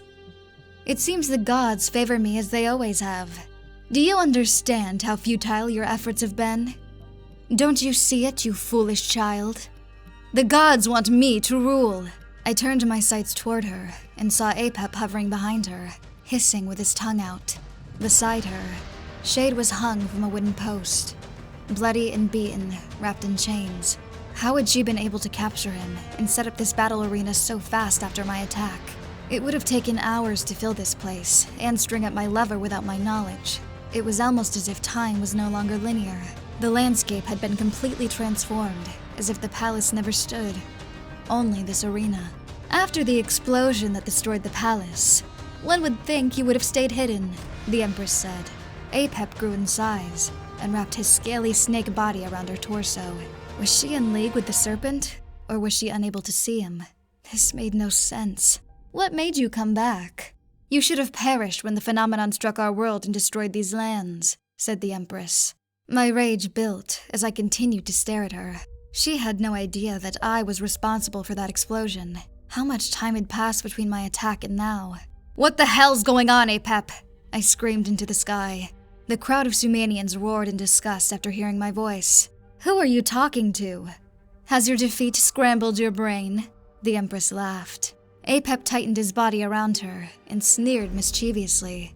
My eyes began to glow red, as I felt the same sensation that caused my body to erupt into destructive fury come back to me. "So, the Seraph didn't inform you." "Huh, typical.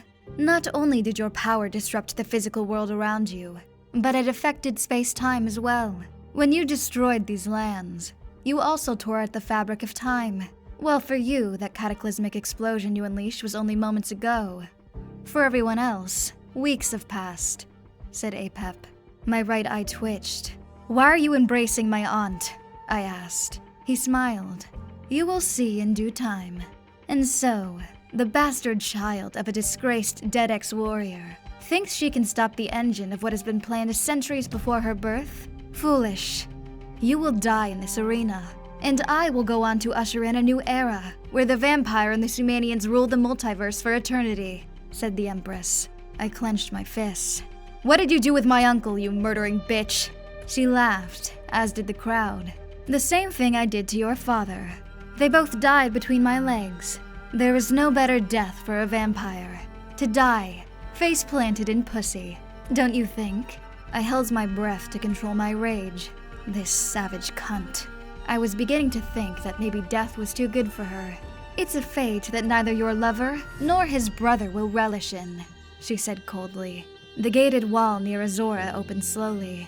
I could hear the growling of dagger wolves in the darkness within. "Watch your brother die," the Empress said to Shade, forcing his head up so he could see. The crowd cheered as 5 dagger wolves bolted through the gates, snarling and licking their long blood-stained teeth. "No! Azora!" screamed Shade. I will hunt down all of your allies and bury them right next to you, Athanasia. The Empire is mine, the Empress shouted psychotically. All 5 dagger wolves launched at Azora, mouths watering. I jetted toward him as fast as I could. "Ah!" screamed Azora. 2 of the wolves ripped off his legs, while another bit into his neck. Even with my speed, I wasn't going to get to him in time. Running as fast as I could, I raised my hands in front of myself and de-atomized all 5 wolves in an instant. Their remains blew in the wind and faded to nothing.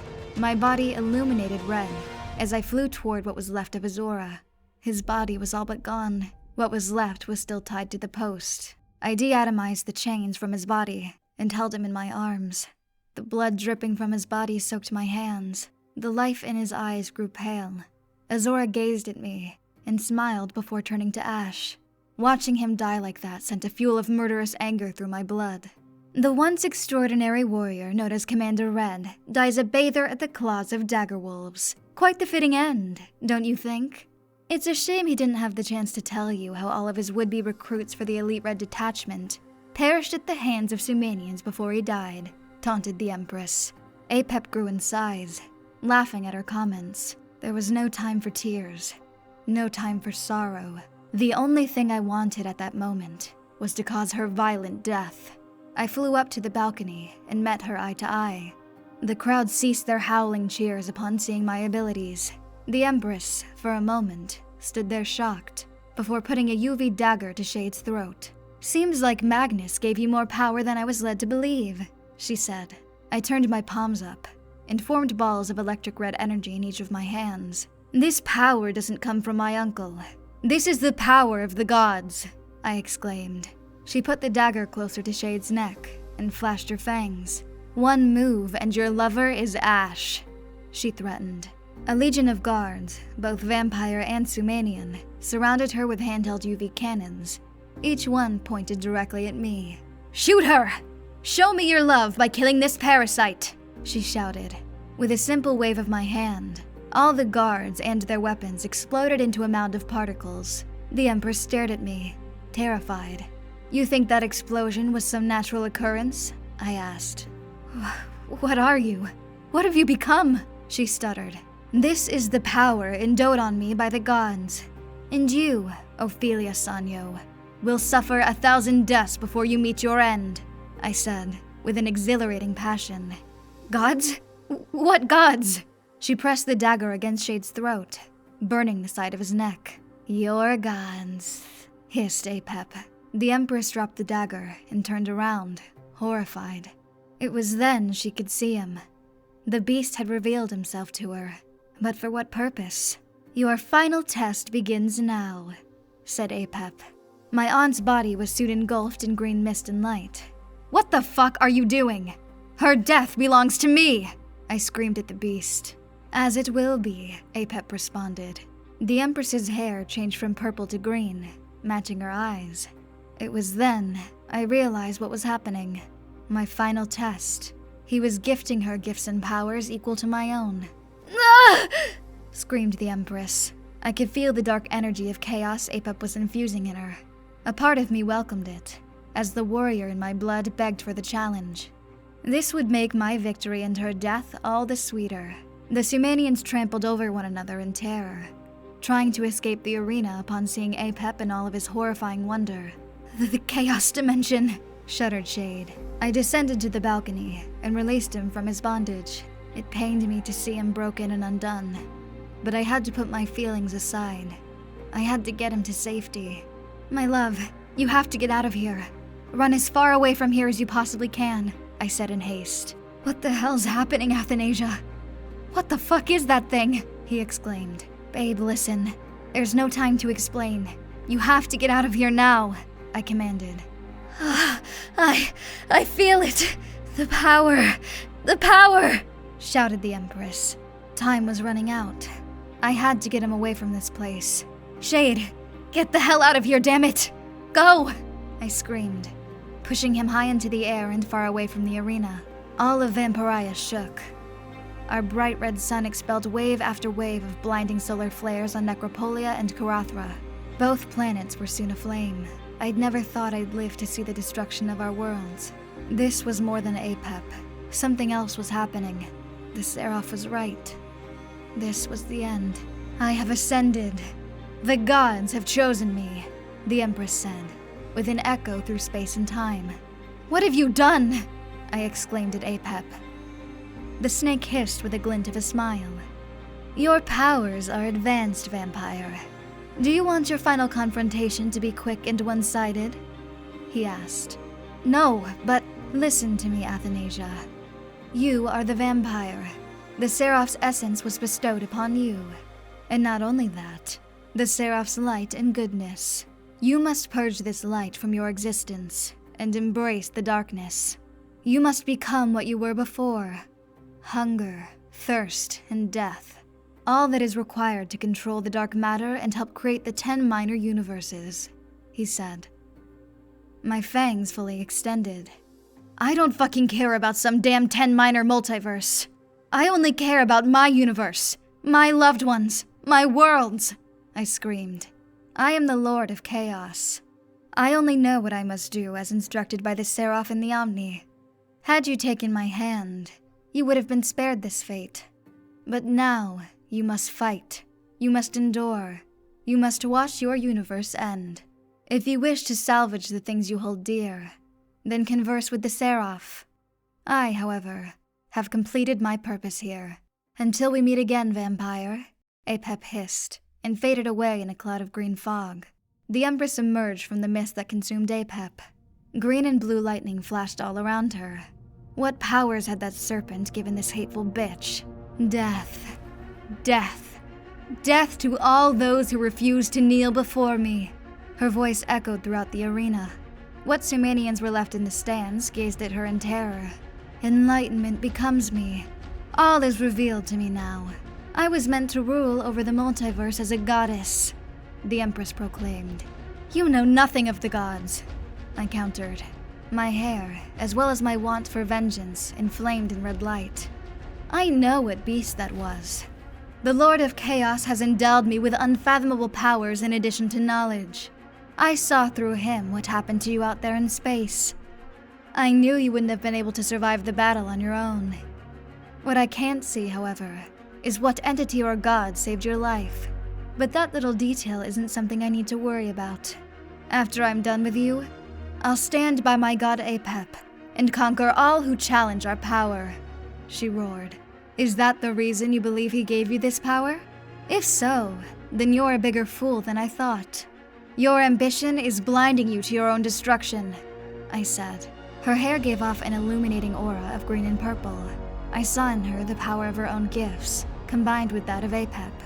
My entire life had led to this moment. Before me stood the reason for all of my suffering. If the Seraph and Apep wanted me to return to my old ways and savagely tear this bitch limb from limb, then so be it. I am beyond worlds of conquest. Everything that stands in this world is beneath me. And I have no more need for the Sumanians' alliance, she shouted. With a flick of her finger, the Empress destroyed the arena. Every Sumanian in or near the arena had been disintegrated. All that remained was a blazing green fire and scorched lands. It's a shame my sister couldn't have survived to see the goddess I've become. Isadora always lived in my shadow anyway. She's better off dead. With my eyes burning with fury, I extended my claws and levitated high into the air. The Empress followed me with that damn smirk. I wanted to claw the skin off her face. Your sister isn't dead, Ophelia. Neither is Elisa, I said. Then where are they? I don't feel their presence. The entity that gave me my power took them. Either way, they're none of your concern. You won't live long enough to worry about them, I threatened. The red sun blasted another wave of flares at Necropolia, completely obliterating it. I gazed at the sight in horror. Never in all of my years. I had to finish this bitch quickly and plead to the Seraph to help me save my universe. Are you ready to begin, my niece? Hissed the Empress. Don't you see what's happening? The Tri-World Collective is being destroyed. Our universe is at its end, I exclaimed. I couldn't believe this woman was utterly oblivious to what was happening around us. Her selfish aspirations knew no bounds. All things come to an end, Princess. With this power, I'll create my own universe, my own worlds. The power of chaos can create nothing. That may be. But after I've sucked you dry and gained your power, nothing will be beyond my ability, the Empress said confidently. Enough talk, I screamed, flying toward her with murderous rage. I disappeared and reappeared out of her range of sight. Before she could grasp precisely where I was, I struck her in the back of the head with all of my might. Blood adorned my fist as she spiraled high into the air toward the outer atmosphere of our world. A sphere of light and electric energy encircled my body. I wouldn't have time to savor her death. My universe was coming apart, and I had to act quickly. Like a UV blast fired at the speed of light, I bolted toward the atmosphere to continue the fight. Above the clouds, I hunted valiantly, wanting nothing more than to see her breathe her last breath. As I searched, a haunting chuckle echoed all around me. The clouds flickered green, with lightning bolts of purple energy. I am now all-powerful. No being in existence can defeat me, screamed the Empress. I gazed above to see my demonic aunt seconds away from swiping her claws at my neck. Dodging the attack, I flew underneath her and punched her in the center of her gut. Ugh! She screamed, flailing into the darkness of space. She may have been bequeathed with the power of chaos, but she was no warrior. The debauchery and privilege of the palace have made you weak. No matter how much strength you've gained, you'll never beat me in hand-to-hand combat, I roared. We left Vampyre and ventured deeper into space toward the ruins of Necropolia. Powers ignited. The Empress threw balls of magma and fire at me. I avoided each one and shot waves of UV energy at her. The Empress encased herself in an energy field that served as a shield that repelled my attacks. I tried not to focus on the surrounding destruction, but I couldn't help myself. The fabric of our universe was being torn apart. What was this? And what of Shade? You'll die here while I go beyond the universe and conquer the realm of the gods, she bellowed. The only reason for your continued existence is to serve as the last obstacle for me to overcome, I said. A chilling sensation boiled in my gut. Darkness consumed my blood, bones, and skin. I felt the fullness of my eyes darken. Bloodlust and hunger were all that was important to me. The power had me, the dark matter, the invisible force responsible for the cohesion of universes. I am the chosen. I am the all-powerful, screamed the Empress.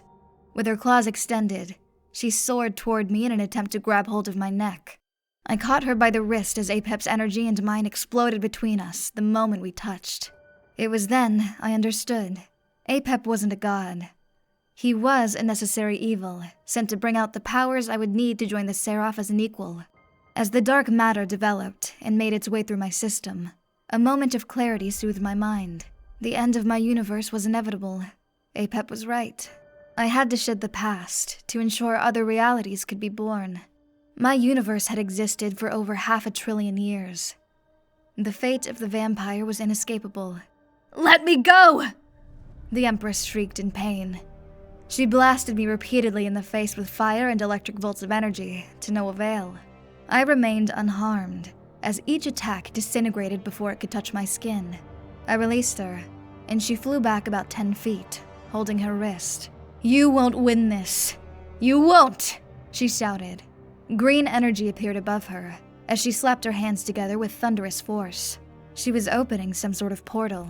Your weakness will become my strength, she proclaimed. I heard a familiar voice screaming from within the gateway she'd created. It couldn't be. You thought I couldn't see where you hid him? Apep is with me now, guiding me, showing me, instructing me, she said. What the hell do you think you're doing? I shouted. She smiled. Taking back what I gave. The portal closed. To my shock, in the clutches of her claws was Shade's neck. He tried to release himself, screaming from the volts of power being emitted from the Empress. Looks like we're right back where we started, she said, laughing. Let him go. This is between you and me, I screamed. My emotions were on fire. How the hell was that bitch able to find him? Xathanya, I'm sorry, Shade stuttered. The Empress continued to choke him, all the while staring at me with a sadistic grin. Surrender, and I'll spare him, she said. You coward! What kind of warrior hides behind the helpless? I fumed. As you've said before, I am no warrior, she smirked. Destroy her, my love. Rid the Empire of this disease of a woman, Shade said. Disease? The Empress's glow grew brighter. You, she, and everyone else in this debauched empire are the disease. I am the cure. And like all cures, I will dispatch sickness without mercy or hesitation. I'll kill the princess myself. A destructive force lit Shade's body to the luminosity of the red sun. I flew toward her with lightning speed, but she teleported away from me before I could stop her from doing what I dare not speak of. Take a good look, princess, for this will be the last time you ever see him, she hissed. Let him go! Damn you! I cried out with desperation. Again, she teleported away, just as I was about to take hold of her. Shade continued to scream in agony. Say goodbye to your mate, bitch, said the Empress. With one fatal energy blast, she blew Shade into pieces, into nothing. No! I cried. Shade's ashes fell away and drifted into the darkness of space. The Empress laughed at my suffering. How does it feel? She mocked, grinning. What remained of Shade was gone. I gazed at my hands in disbelief. You've killed everything I've ever loved, I whispered. Yes, and all that's left is you, she bellowed. Our red sun began to implode upon itself, releasing a final solar flare that torched the surface of Vampyre. Sorrow and horror tore at the center of my being. Joseph, his family, all my people, gone. The star that maintained the Tri-World Collective was close to going supernova. The very fabric of space and time began to tear into pieces. This was the end. Are you ready to finish this? She asked. With nothing left to lose, I gazed at her with murderous intent. The dark matter within me grew to limitless power. Is this what you wanted, Seraph? Apep, this is what you want from me? Then so be it! I screamed. Faster than the speed of light, I rushed the Empress, took hold of her neck and punched her furiously. I was far too quick for her body to react. With each blow, the green energy of destruction given to her by Apep ejected from her body. Blood drenched my fist as I continued my devastating attacks. Particle flashes surrounded us. The universe was expanding into nothingness, tearing existence into oblivion. The mirror universe I once saw during my attack on Gala seeped into ours, forming massive floating orbs of liquid. Soon, they too faded to nothing. I stopped punching her and gasped at the space around me. I'd thought this day would be a nightmare that would never come to pass. I knew now, regardless of whatever destiny the Seraph had planned, this would have happened all the same. Blood floated from the Empress. No matter what happens to me, Princess Athanasia, nothing will ever bring your lover back, she laughed. I freed her from my grasp and stared at her for a moment. It was then I realized how pointless my life had been. So much death, so much conquest, so much destruction. The time of the vampire was over. My universe was over. Then we'll both end, here and now. Neither of us deserves to exist. Neither of us, I said with conviction. Dark matter energy, along with the power given to me by the Seraph, shot out of me in all directions. The orb expanded outward faster, more intensely. No, you can't, bellowed the Empress. I lowered my eyes and extended my fangs. Death comes to everyone and everything. Just know that when it comes to you, Aunt Ophelia, it will be without honor or glory, I said. The wave of energy hit her with shattering force, obliterating her body. The orb grew faster and faster until its massive size rivaled that of a cluster of galaxies and gas giants combined. If this blast didn't destroy me, then the lack of a universe would. The power within me grew beyond my control. The orb continued to defy physics and expand, as well as pass the speed of light. And there I stood, in its center. I closed my eyes and saw visions of Shade, a last gift that I didn't deserve. In an explosion to rival the event that created my universe, the orb detonated, tearing apart what little universe was left. All was lost, and so was I.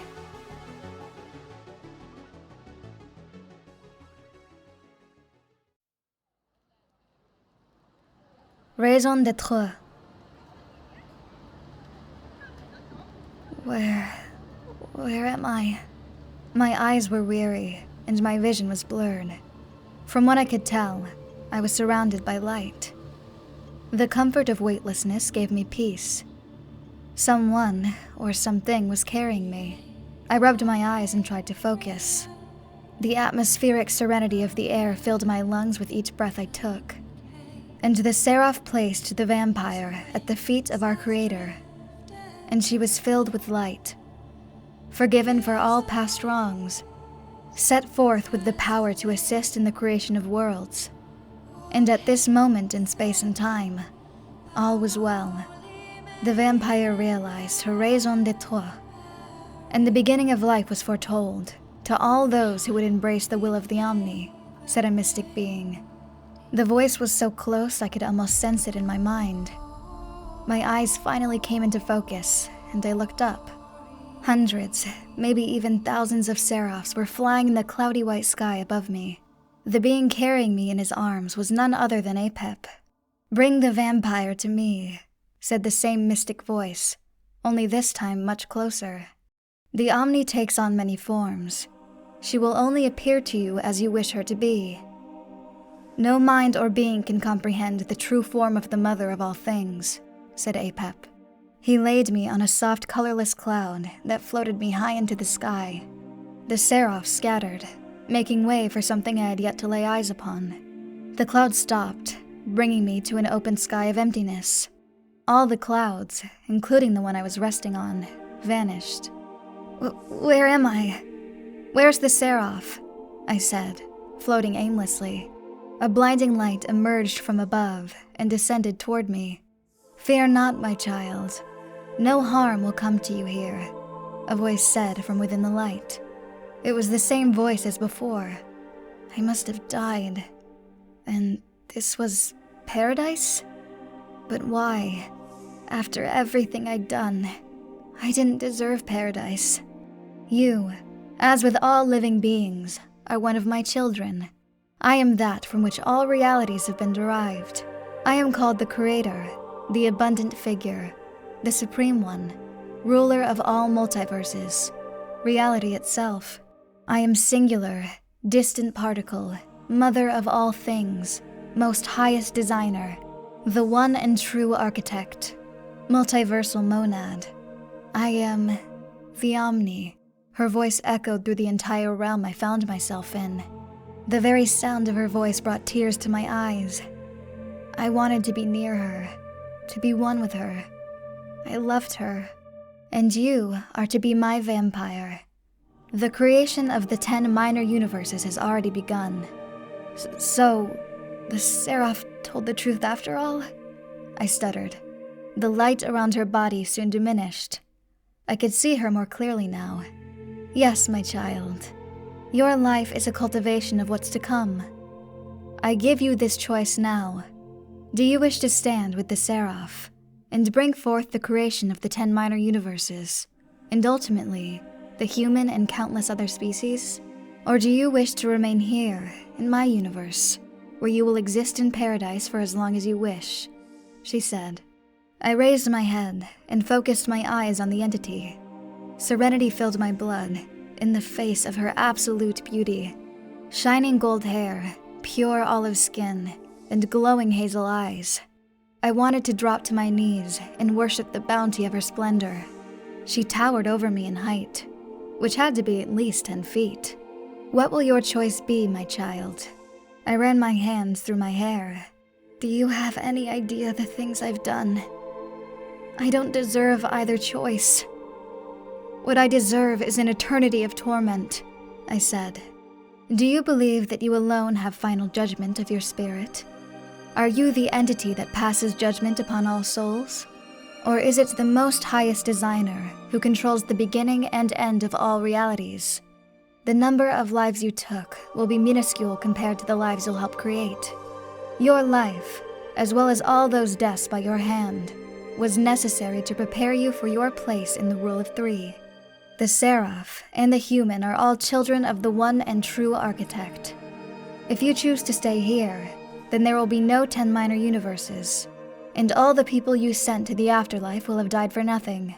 The choice I leave to you," she said hauntingly. The Omni faded into the background, and from the emptiness of the sky came 2 figures. They approached me rapidly. There was no way for me to evade them or back away. "Athanasia, is that you?" said a familiar voice. To my astonishment, Elisa and Isadora appeared in front of me. "The Seraph's gift to you," said the Omni.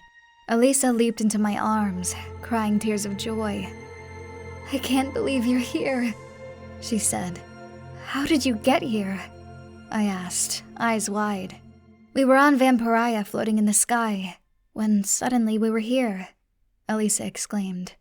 "This must be the kingdom of the gods," said Isadora. "What happened to our world? Did you defeat the Empress?" asked Elisa. I gazed at the Omni with grateful eyes. I would have to thank the Seraph for saving my mother and best friend.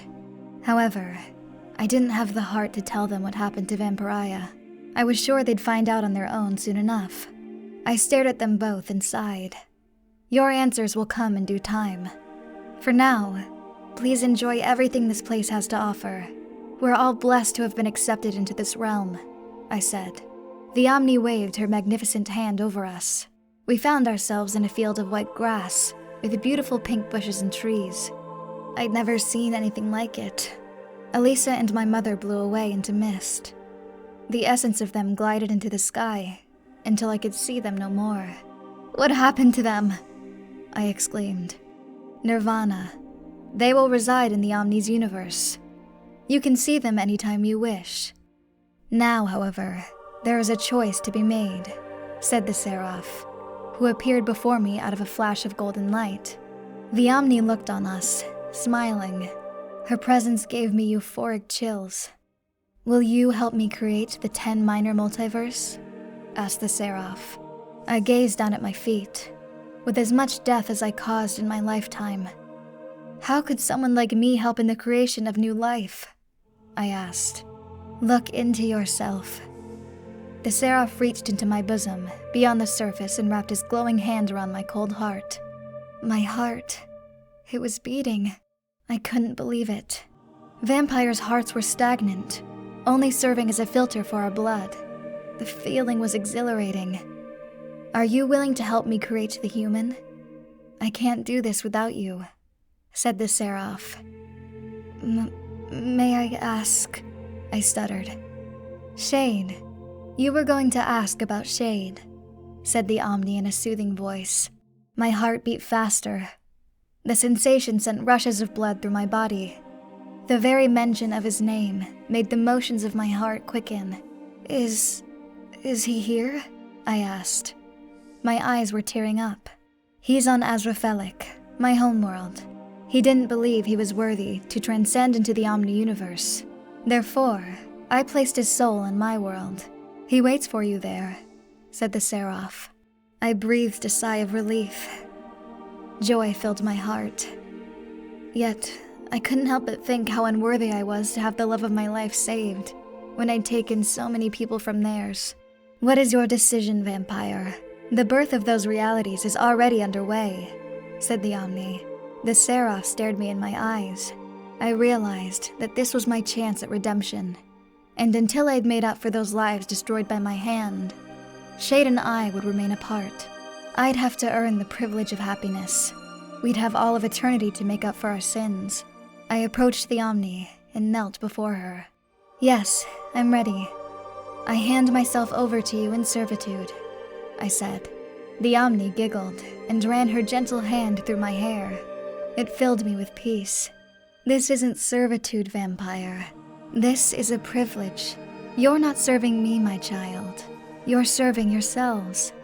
There is no life and death. There is only the transfer of energy. And now, I bestow the full power of the Vampyre onto you," she said.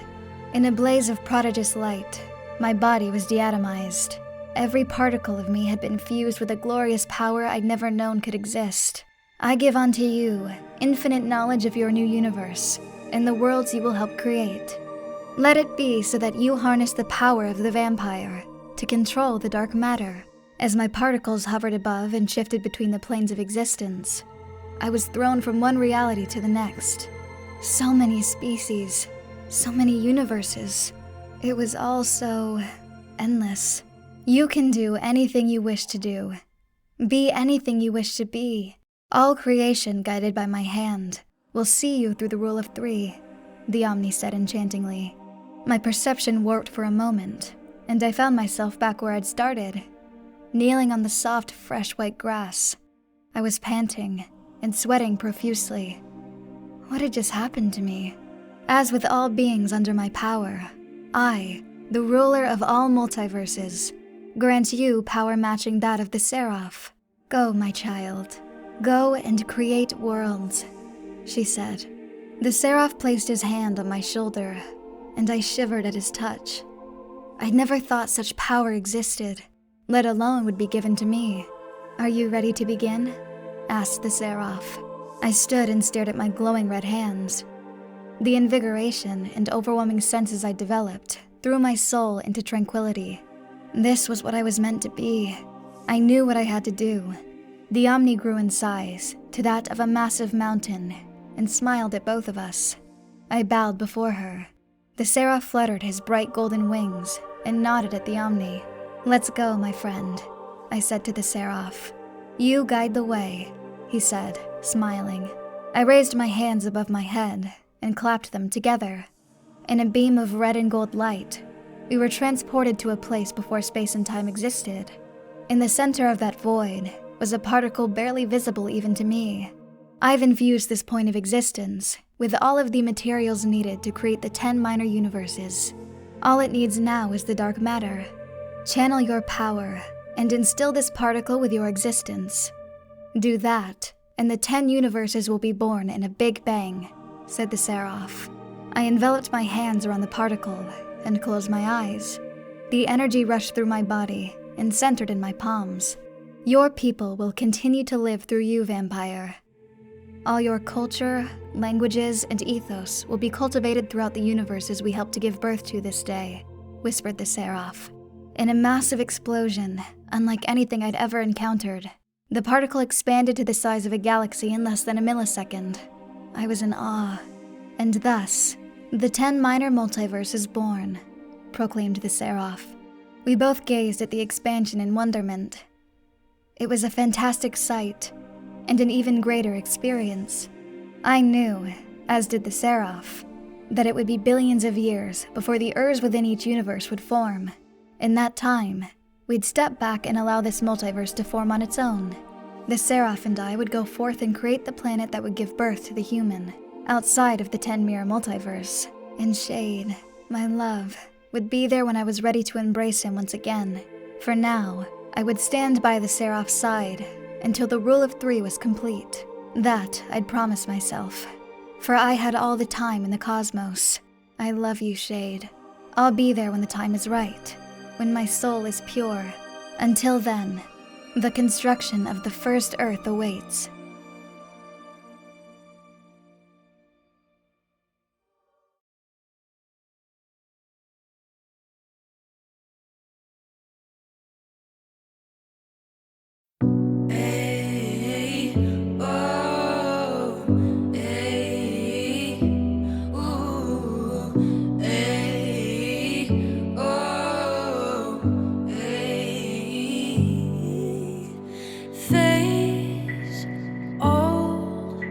Your father's calling you from the porch.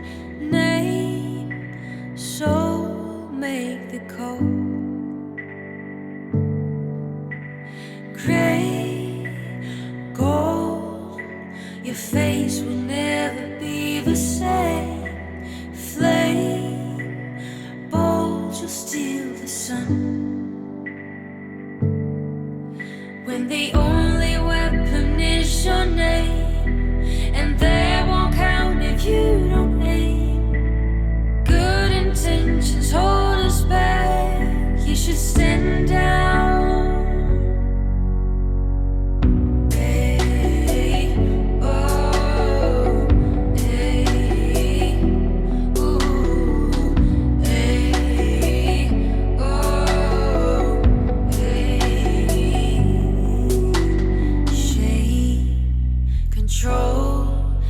like a cage behind deep dark eyes. The games unfold.